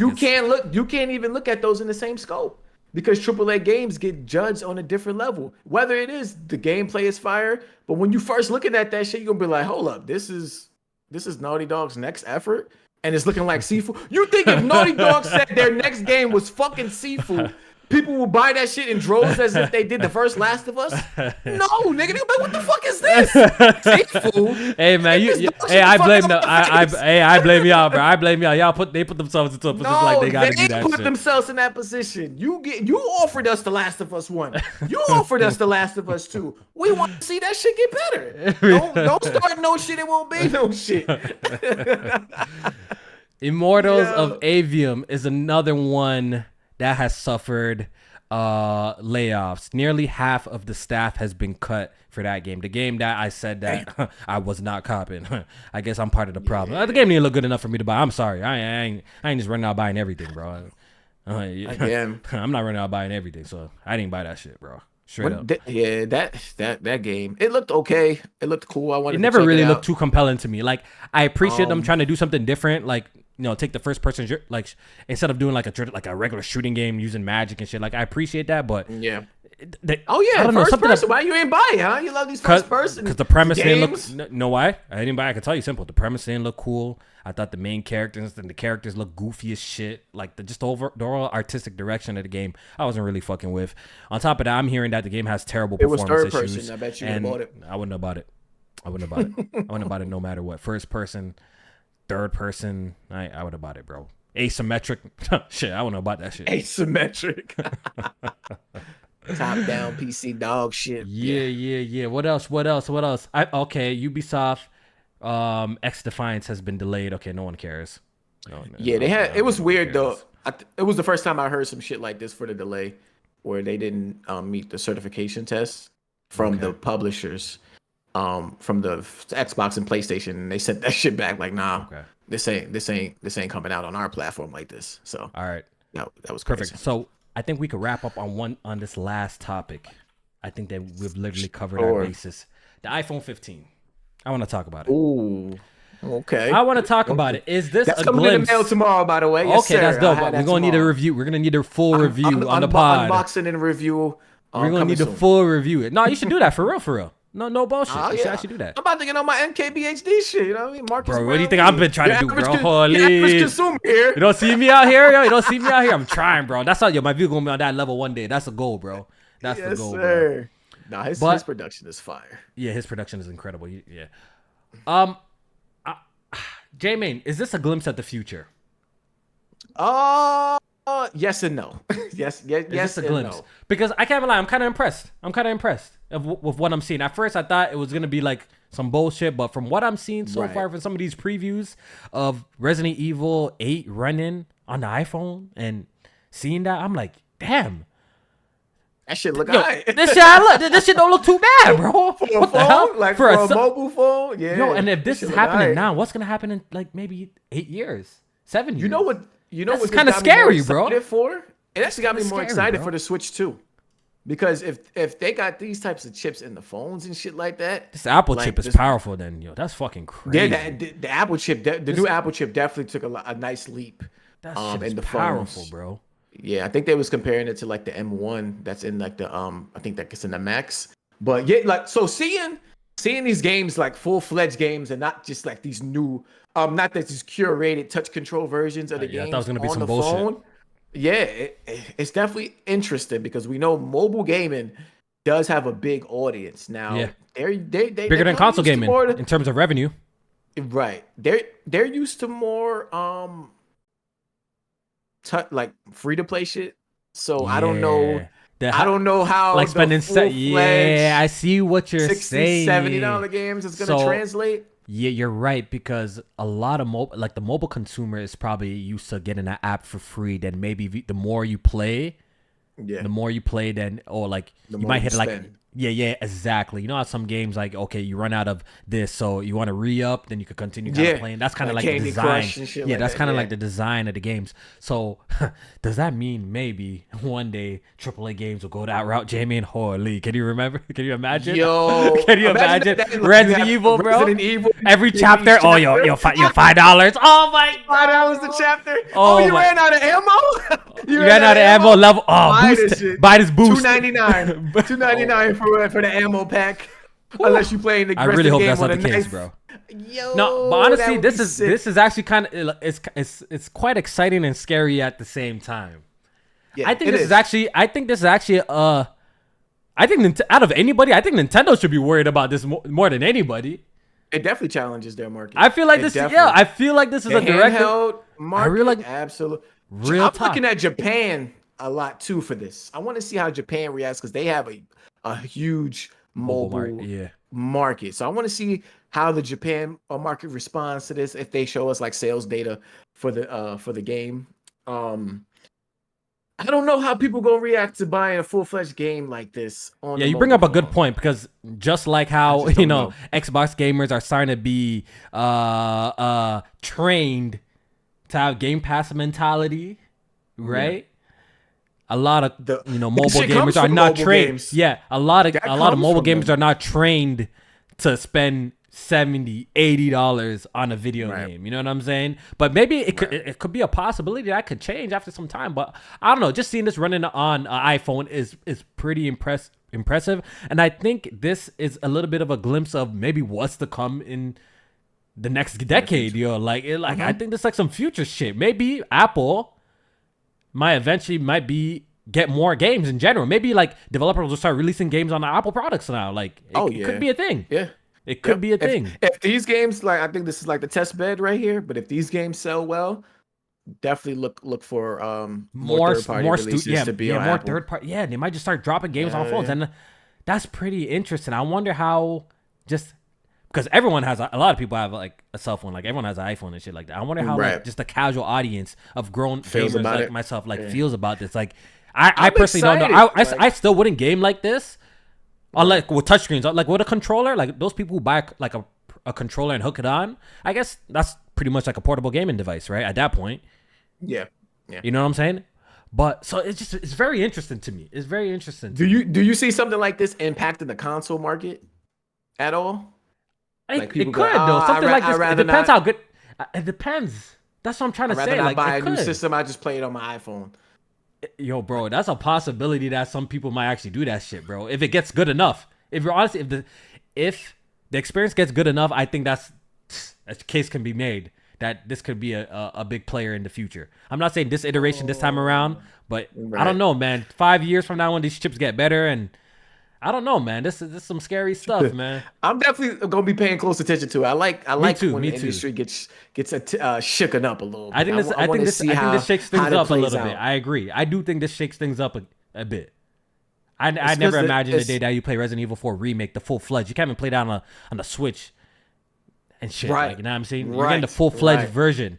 And I installed, by the way, Resident Evil 4 Remake on the Steam Deck. It runs like shit. So I'm very curious to see how it runs. Does it really? It runs like shit. It runs like shit on the Steam Deck. Yeah. I think it runs at like 30 FPS on the iPhone, if I'm not mistaken. I get it. Yeah. 30. Yeah. So I'm pretty sure like the quality is obviously it's going to be not as good as playing it on a console. But once again, what we learned about casual gamers, they don't give a fuck. Once again, we learned about casual gamers, they really don't give a fuck. So that's very interesting stuff. Very interesting stuff. Definitely going to keep a close eye on that, though. Definitely want to pay attention to that.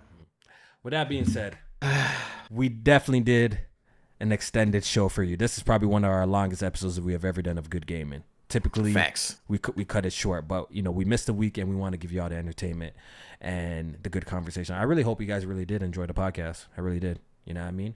I'm always down to hear feedback. I want to shout out all of our Patreons as well. Thank you guys for supporting us. What's it called? We're gonna go ahead and wrap up the show. Once again, hit the like button if you did enjoy it. It helps. It helps the channel. Obviously, if you're subscribed to me, you have to be subscribed to JMaine. Go ahead and subscribe to JMaine if you're not. Like, it's duh, bro. You have to subscribe to JMaine. Check out his content that he's done. Once again, congratulations on the 2K. Thank you. Appreciate that. And everybody that subscribed over there. Definitely appreciate y'all. 11K soon time. At the rate that I'm going, I'm seeing the growth 11K just now. We're going to cross it. Before the year's up, man. Yeah, I think so. If I continue uploading like this, I think so. Appreciate all the support. Hopefully you guys enjoy the show. And with that being said, we're going to get out of here, man. Hopefully you guys enjoyed the podcast. Take it easy. Peace out.